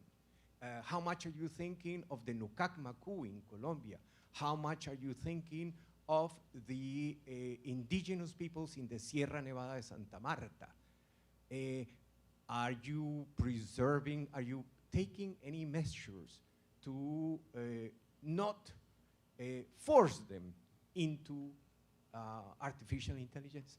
Thank you. So you asking two panels both same time? 네, 너무 먼저 Thank you for the question. Well, rather than think of these bigger questions, our efforts are focused more on the individual users. But one area in which we address the questions that we have is the AI ethics principles on respect of diversity. We have an experience of creating an hyper LLM, and we are doing these efforts in countries like Saudi Arabia and Thailand, countries that don't have an LLM, and we're trying to customize that to their languages. And the reason we are doing that is because the existing LLM services were fit more to the Anglo-Saxon culture, but we had an understanding that the LLM had more value when they were fit to the local countries, their cultures, and we believe that there is a lot of room to customize to the local settings. And therefore, we are working here with the language of Korean, of course, and we made some effort to fit that to the Korean context. So I think that has some room for expansion. 네, 저도 이제 Well, as Mr. Park mentioned, at SK Telecom, we also focus on diversity and inclusion. And so internally, we try to cater to underprivileged communities and civil society groups that promote the rights of minor groups. And we try to include them and reflect them in our LLM training so that there will be no bias or discrimination in answers generated by AI. And so we are quite persistent about that. 제가 좀 즉각적으로 뭔가 If there is any bias or any discrimination in responses created by AI, we make sure that these do not happen, and we try to be careful and cautious in doing that. Thank you. 혹시 뭐 Any other question? Maybe one burning question? Saw a question at table number 1 and also 7. I saw table number 1 raise the hand first, so all right, then table number then 7. the gentleman.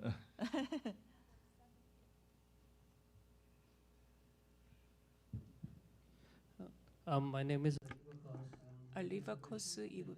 Pakistan, and my question is that since we all know that knowledge is what catalyzes innovation, and without knowledge the AI is just an empty brain, and we also know that most of the knowledge is especially related to the cutting edge technologies and all the latest research and development is guided by intellectual property, and this knowledge is mostly not shared with the companies. And my question is that how Naver and SKT is trying to acquire that relevant knowledge. And later on, because these are the two corporate organizations which are already very successful and very well developed, and how they are opening this knowledge to others so that they can also kickstart the innovation process. Thank you. 네, 먼저 너무 좋은 질문 감사드립니다. Thank you first for the excellent question. As you mentioned, data itself is related, of course, to IP. And so when we create data sets, what we do is we interact, we have data where we interact with the users and receive it with consent, or do it with a third party also with consent. And so that is the data that comes into our data sets. But also when we try to share that data, that is also quite problematic because we need prior consent from the people that provided the data in the first place. So realistically and institutionally, it's difficult to receive that consent later on. But another thing that we are thinking of is when we think of the safety of AI, and when we are using the Korean data set, what we did was we created some ethical data sets. We created these data set models which are being disclosed on the internet. So it contains information and data sets on ethical issues so that startups and other companies can use it and use it as reference as they continue to do their own work. So although institutionally we're not able to disclose the data that we have itself, we are sharing such information on our experience, on our models. And we want to put that into a report. We do, and we disclose the reports that descript and go over the experiences that we have. But we also want to make sure that the data that we have can also contribute to society. 네, 사실 Well, what I'm going to say is similar to what Mr. Park said already. At SK Telecom, we do things in a similar way as Naver, but I can share with you one specific example. When we offer AI care to senior citizens, it was quite challenging to get their consent because obtaining consent means that they will offer us with their personal information so that we can use personal information for data training. And a lot of senior citizens found it uncomfortable. They felt uncomfortable sharing such personal information, but we made sure and we explained to them that we apply a set of ethical principles. So we had to go and reach out to them and get their consent individually. So this process is what we undertook because we want to make sure that we apply ethical principles in this entire process of development, even though it may be more time-consuming and it may be more troublesome. We want to make sure that there is enough transparency and accountability. Thank you. I think your question is a lot more government side instead of private sector. So cross-border data sharing or cross-border knowledge sharing is the most important thing ever now when we talk about AI. So the Korean government launched a $1 billion project we call AI Training Dataset Project, and we finished. And we collected about 5 petabytes of machine-readable data for Koreans. And then this is the problem. How we can share these data sets with other countries. Then the other countries has to be ready, or they need to have something so that we can share each other. So what we are trying to do is we're trying to share the platform side, not the data side, because you have to have a platform first, then gather all the information. Then when you're ready for platform and data together, both at the same time, then we can talk about cross-border data sharing, and we can have MOU and governmental, government side, discussions. I think that's a most important part. Okay, thank you very much, ladies and gentlemen, and this is the end of session, and thank you very much. Thank you. Thank you so much to all of the panel 2 speakers. Now let me invite our third and final panelists who will speak on the topic of investing in capabilities that count. Yes, you can. I would like to invite you to the stage, please. Yejin, Arun, Professor Park, yes. All right, so the session is going to be moderated by Dean Jae-Hong Park, Department of Future Science and Technology Business at Korea University. Joining him are 2 young entrepreneurs representing the digital generation, Ms. Arum Che, who is Social Impact Director of Dot Incorporated, and Ms. Yejin Che, CEO of Dubu, who is also one of the young leaders of Generation 17, which is a joint Samsung UNDP initiative aiming to harness technology to raise the voices of young global leaders. So the panel is ready, and let me hand over to Professor Park. 안녕하세요. 반갑습니다. Hello, nice to meet you all. I am Park Jae-hong from Korea University. Now, today, we are gathered to discuss the issue investing in capabilities that count, building an inclusive AI future with a digital generation. Now, AI, as you are all well aware, is having a huge impact on our society. And that impact can both be positive and negative, and we can't say for sure as we are in the midst of that change. But one thing is for sure, and that is that we need to prepare for things to come. And so that's why the third panel has come together. Now, as a social venture, we have 2 people who are conducting these businesses and initiatives for the disabled, and we will be hearing from them their experiences and talking about the need for inclusivity in AI.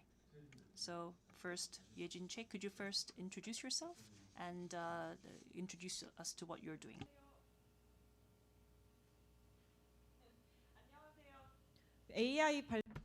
Hello, can you hear me? Okay, great. I am supporting the therapists who support children with developmental disabilities. I started as a therapist. For 7 years, I did therapy for children, and I became so popular, and I wanted to help more families. So for the past 7.5 years, I am helping more than 700,000 people around the world, children with developmental disabilities. I'd like to share with you some video. 영상 부탁드리겠습니다. So video, please. So you may not know what kind of therapy support that we're talking about. So the other kid will say you did it, and so if you're sure that you didn't do it, you have to say that. It's not easy, I know, and not many kids in my class can say that out loud. So this is actually, she's a very popular therapist. 8살. And she's talking with an 8-year-old boy with autism. And after a fight, let's say, oh, he did it. And this kid was not able to say out loud, I didn't do it. So, as you can see, conventionally, the therapist will draw these kinds of drawings and with illustrations try to help them. Now, with our service, what happens? Let's imagine a hypothetical situation and act as if we're in that situation, okay? And the other kid hit you first and fought with you, but then he lied and told the teacher. And there's a secret mission during this acting, and if you succeed, success will pop up, and if you fail, then the fail pop up, okay? You got it? Okay, let's enter the school scene. Teacher hit me first, so I hit him too. No, I didn't hit him. But you're lying. You hit me first. What, you are lying? I didn't punch you. But then it's true that we had a fight, right? Yes, but I never hit you first. But then I didn't. But you hit me during the fight. No, but that's not true. You hit me too. Well, when? When did I do that? You have to explain. Calm down, come to the faculty office later. Okay, here was the secret mission. Do you think you succeeded? I think I succeeded. That's right. You got a little angry. You could be a little more angry, but I've never seen you angry like that. As you can see, there's a lot of words. And this kid was able to say quite a lot. And all these situations and simulations and the AI with persona as a friend, these were all generated using AI. So this is what we're doing. And this little kid over here is living in Jeju Island because there's no therapy facility available in that island. He had to travel all the way to Seoul to get help. But now with this AI service, he's able to get help. Thank you. Now, moving on to Chearum. 안녕하세요. 반갑습니다. Hello. I'm the Social Impact Director at DOT, Che Arum. We provide displays to the visually impaired and fit with the theme of inclusion.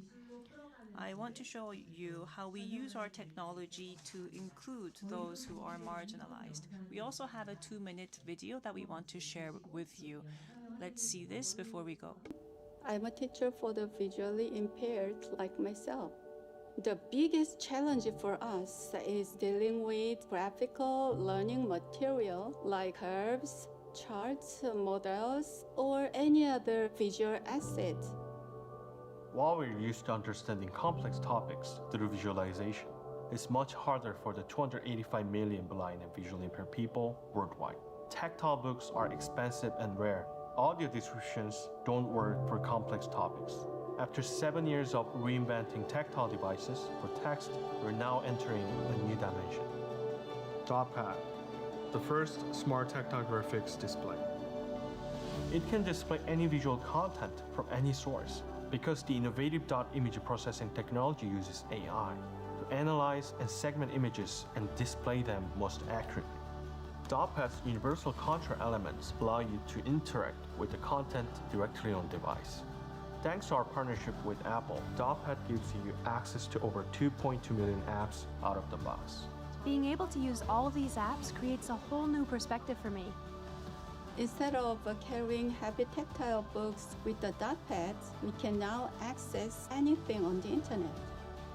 You can take a picture and see instantly what's in front of you. Wow. I've never felt my signature before. This is amazing. DotPad unlocks whole new forms of content for the blind. Games, comics, movies, and much more than we can possibly imagine. To increase our impact, we're already making the DotPad technology accessible in other shapes and through other manufacturers, partnering with organizations, corporations, and governments worldwide. They say a picture is worth 1,000 words. Well, now I get it. 네. 그래서 시각장애인분들이 Yes, so the visually impaired, they use Braille and they use tactile information. This actually, what we showed you, is our future. By using AI and the technology, we want to make sure that this data and information becomes a lot more accessible to everyone, and we are in that process. Yes, thank you. You both are doing great jobs. Now, we saw in Dubu how you are using cartoons and then animations through AI. And also, DOT is using AI in your services. You're in the preparation of delivering these services. So how has AI brought about change in your work?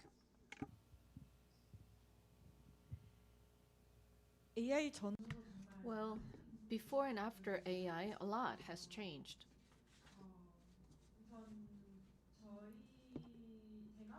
Well, first of all, when I first founded a startup, there were let's say, 10 tasks, but now they've all been reduced to 2 main tasks. In the past, we had to do data collection, data development, analysis, and product design. But now, with AI assistant, we have product managers and product developers. So product developers, they have front and back end and Python and other tools available. So with AI assistant, with cloud, a lot of development is done with AI, with automation. So we only have 2 positions, product managers and product developers. In the past, we had a lot more positions, and we were able to reduce time with AI so that we can spend more time catering to our customers and thinking about how to create more value. So we spend more time on interactions and discussions and communications. How about you? Yes, well, because we are a manufacturer, we don't have, unless we have a smart manufacturing plant, we can't see the impact of our products going out. But when it comes to the back end, we are seeing a lot of improvement in the efficiency and performance of how we work in the office.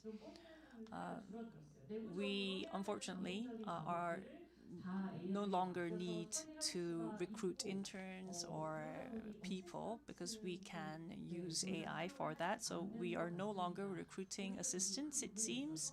And so we are focusing our energy elsewhere, and we are able to focus our energy on meeting our customers. I don't know if this is good news, because we're helping ChatGPT rather than the Korean economy. But anyway, well, that brings me to my third question, because we have a lot of people from the younger generation here and also policy makers also. With the development of technology, there are concerns that our job opportunities are decreasing because only Samsung is recruiting new recruits right out of college, and the other 3 major employers in Korea have stopped doing that for some time. And like you said, your 10 tasks have been cut down to 2, and now because you're using ChatGPT and other generative AI, you no longer have to recruit. But this instills fear in the younger generation. Does that mean that I am obsolete? Will this mean that no opportunities will come my way? Is there something to say that you have to say to that? Can you assure these people that that's not the case?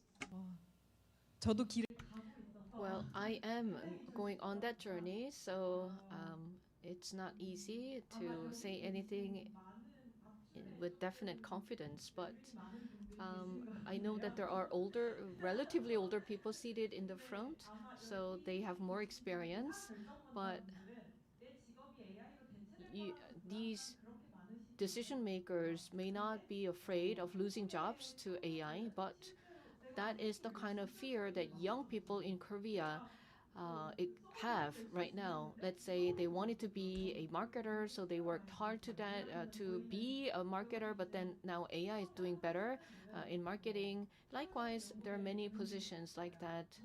In the past, Korean people, they were used to, these young people studied hard because they were told to do so. They went to good universities, but then they feel confused as to what they have to do in this new AI era. Now, in our company, we have a first-year employee, the junior employee. He finished college and then went to military, and then right after military, he joined our company. And he started as a customer service manager. And last year, with the adoption of AI in our company, he used to respond to 300 customers, but in the first quarter of this year, he was able to reduce this customer support time by 90%, and The second quarter goal for him is increasing his productivity by 30-fold. So he is able to cut down on the amount of time that he has to spend for customer service. And he's also automating this responses to people with the development development abilities. And now what he does is that he is now creating a community of parents with children with developmental disabilities. But because these parents want to showcase what their children can do, so he is being more creative in coming up with new ideas, let's say creating a community and providing new support for people with developmental disabilities. So I realize that AI is helping him and boost him in a way that he is able to become more productive. And so with 30-fold increase in productivity, he will no longer be just a junior assistant, but he can become a main marketer. He can be in charge of more serious work and have more responsibility. And with more support from the company, he's able to take classes. And he said that he was able to learn a lot. And there's another case where this employee was thankful to God that there's this new AI tool, because he's now able to help children with disabilities more actively and in a more efficient manner. Now, I'd like to argue that if young people are given opportunities to learn how to use AI, they will become more mature and will be able to care for society in a more effective way.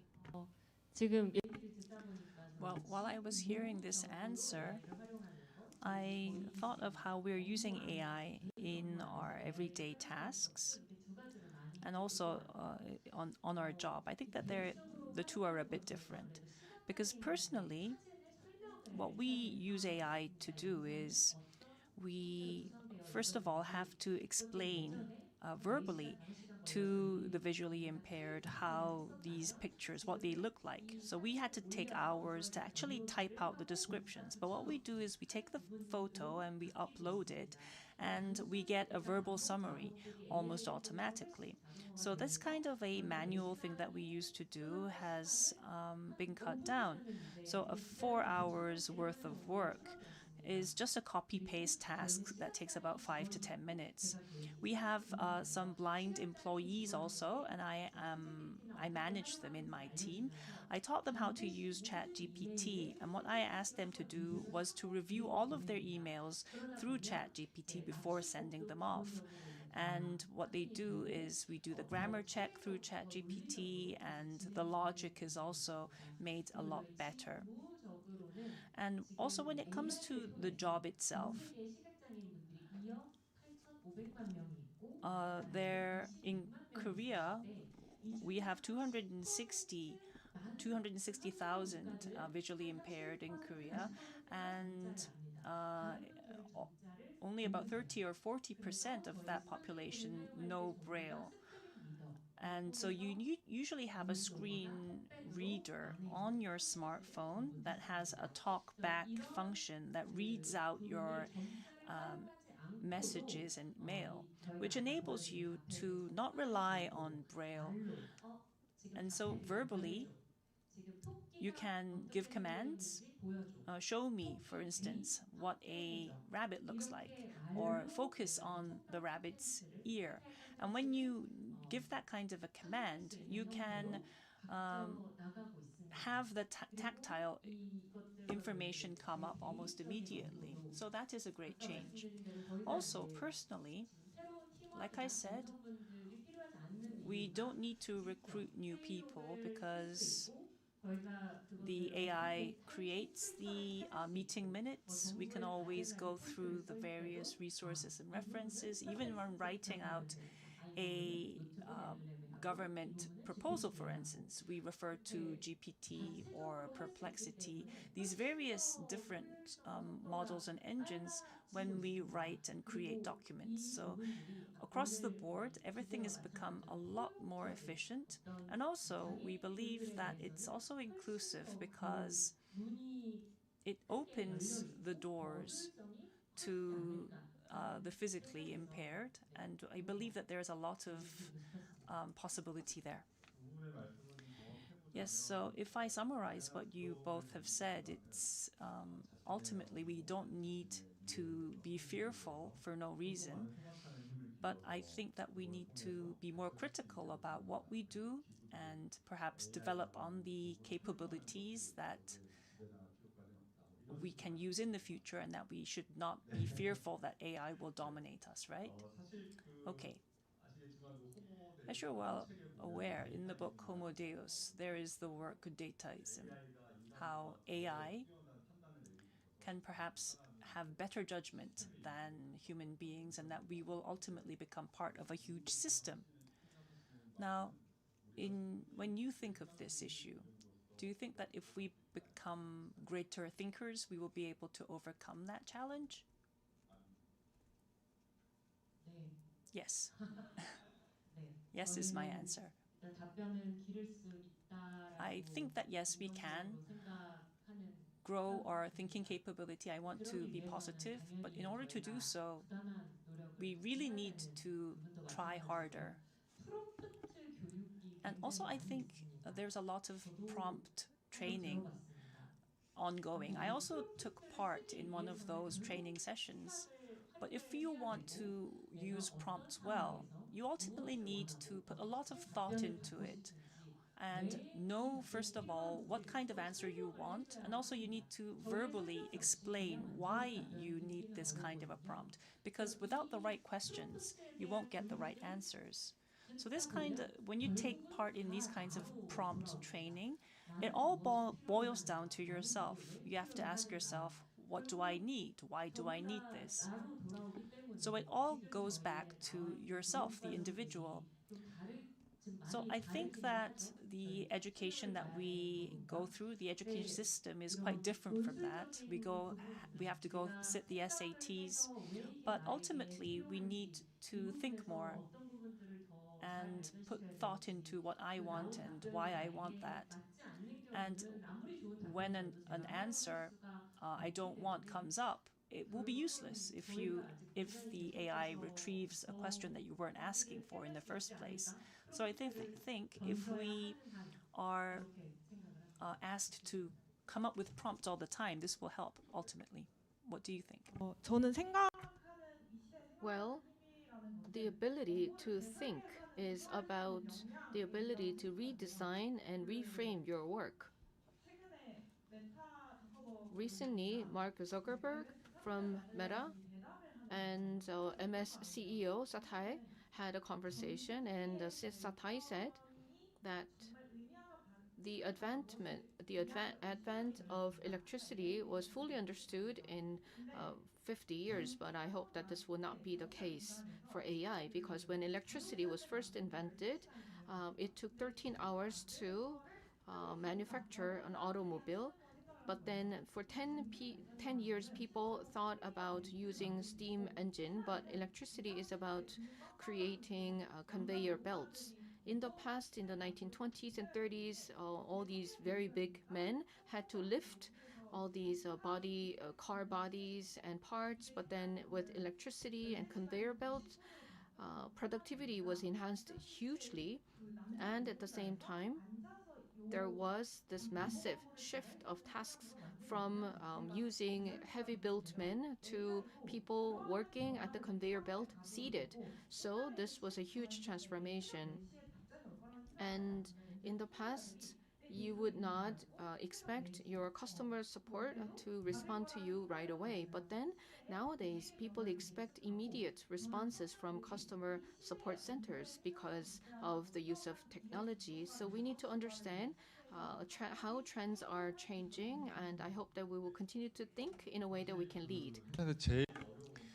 Yes, I think the most tricky lecture is a lecture right before lunch. So I feel a lot of pressure, but I think we would like to receive a couple of questions if there are. Please raise your hand if you have a question. Way back there, I think that there is a question. Table number 10.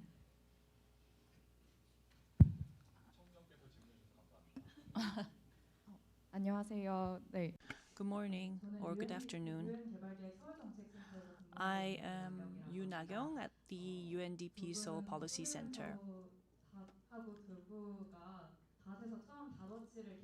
I have been keeping my eye on you ever since you came up with the items in Dubu and also at DOT Incorporated. So it's an honor to see you here at this event. Now my question is, DOT and Dubu are both social ventures, and so I think social impact is where you define your problems. And as a business, evaluating your social impact is also probably different from other businesses. Are you using AI to do that, or have you ever done that using AI?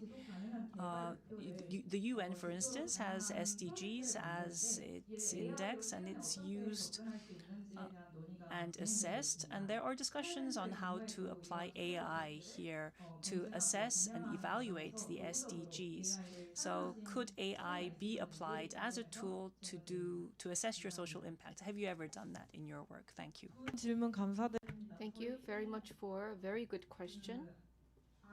At Dubu, we not only focus on using AI for therapy, we also need to assess the impact of AI and whether such application of AI is effective. So within 1 minute, there is fidelity scoring system, and the fidelity score is delivered to a supervisor who's human. So yes, we're using AI. 한 분 더 질문 있을까요? One question, perhaps? Sorry for eating into your lunchtime. Hello. I am a student. I'm Shin Ye-eun from Korea University. Excellent student. Yes, thank you for the great presentation. As a person in our 20s and also studying, I use ChatGPT a lot in my study, but I'm not only using it by prompting it, but I'm using it to receive some counseling whenever I feel down. But some people say that there are problems because of an issue of bias and that it has some negative effects if you use ChatGPT to counsel. Is that the case? And if it is a problem, should I have some kind of a limit on how to use that? 제가 한 말씀 먼저 드릴게요. May I respond first? Should I just take this question? Well, in Harvard Business Review, there was a recent article on generative AI and how it is being used. And until last year, creating ideas or coming up with ideas was first. But this year, number one was therapy. I'm using it as a companion. So you are at the forefront. Congratulations. Now, personally, I have a teenager in the 3rd year of middle school. And my son, when I used to call him, he used to reply very kindly and warmly, but now he's being short with me because he's a teenager. So I asked ChatGPT, what should I do? I'm 53, I'm a dad, I want to warm up to my son. What should I do? And what ChatGPT said, it came up with a very generic yet beautiful answer. You should understand him. He's going through a lot because he's a teenager. You should be more open-minded, perhaps give him some more allowance, all of these pieces of advice. So I thought, what the heck? Maybe I should get rid of this because it was useless. So my first response was, maybe I should get rid of this. But then I thought, perhaps I have forgotten the basics. Perhaps I really had been focusing on just nagging my child to study. So first, initially, I was angry, but then I really did reflect on how I was engaging with my child. Now, sometimes people use ChatGPT to ventilate, but I want to give you the advice that you shouldn't accept all of the feedback blindly, because there is issues of hallucination, for instance, but use it to reflect. And perhaps I should go back to the basics. I think that if you use the feedback in a constructive manner, it can be helpful. We don't have that much time, so I think we need to wrap up. Now, AI doesn't ask questions. We are the ones asking the questions, and we determine whether these answers are right or wrong. There are questions about whether we will be conquered by AI, but we should ask ourselves first, am I asking the right answers? Am I really trying to find the right questions or solutions? And we are thinking about the core competencies, but thinking and reflecting, also sharing our opinions. I think these are core competencies that we should focus on. So sorry for being the last runners-up before lunch, and enjoy your lunch. Energized from the positive vibe coming from the panel 3 speakers. It's not lunchtime just yet. I would like to invite Pedro back to the stage to share his final reflections from what we have heard today. Yes.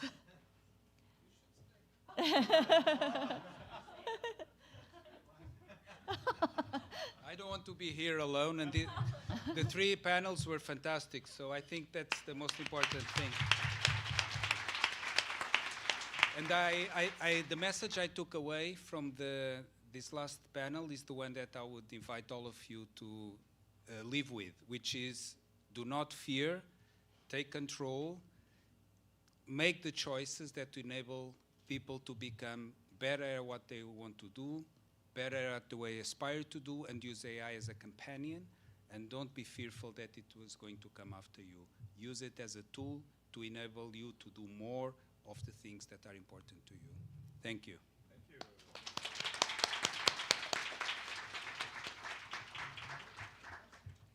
All right, I think that really nicely sums up everything that we have discussed in the course of today. So thank you to everybody. As announced, lunch is available. So for those of you who have signed up for lunch, please stay on to network with each other. And if you have signed up for the vegetarian option, please make sure to display the pink little sheets that you received from the registration desk so that the hotel staff can recognize you. And also, please kindly remember to return your interpretation receivers. You can leave them on the table or give them back to the registration desk. So thank you so much once again, and I will hope to see you again at the next HDR launch. Thank you.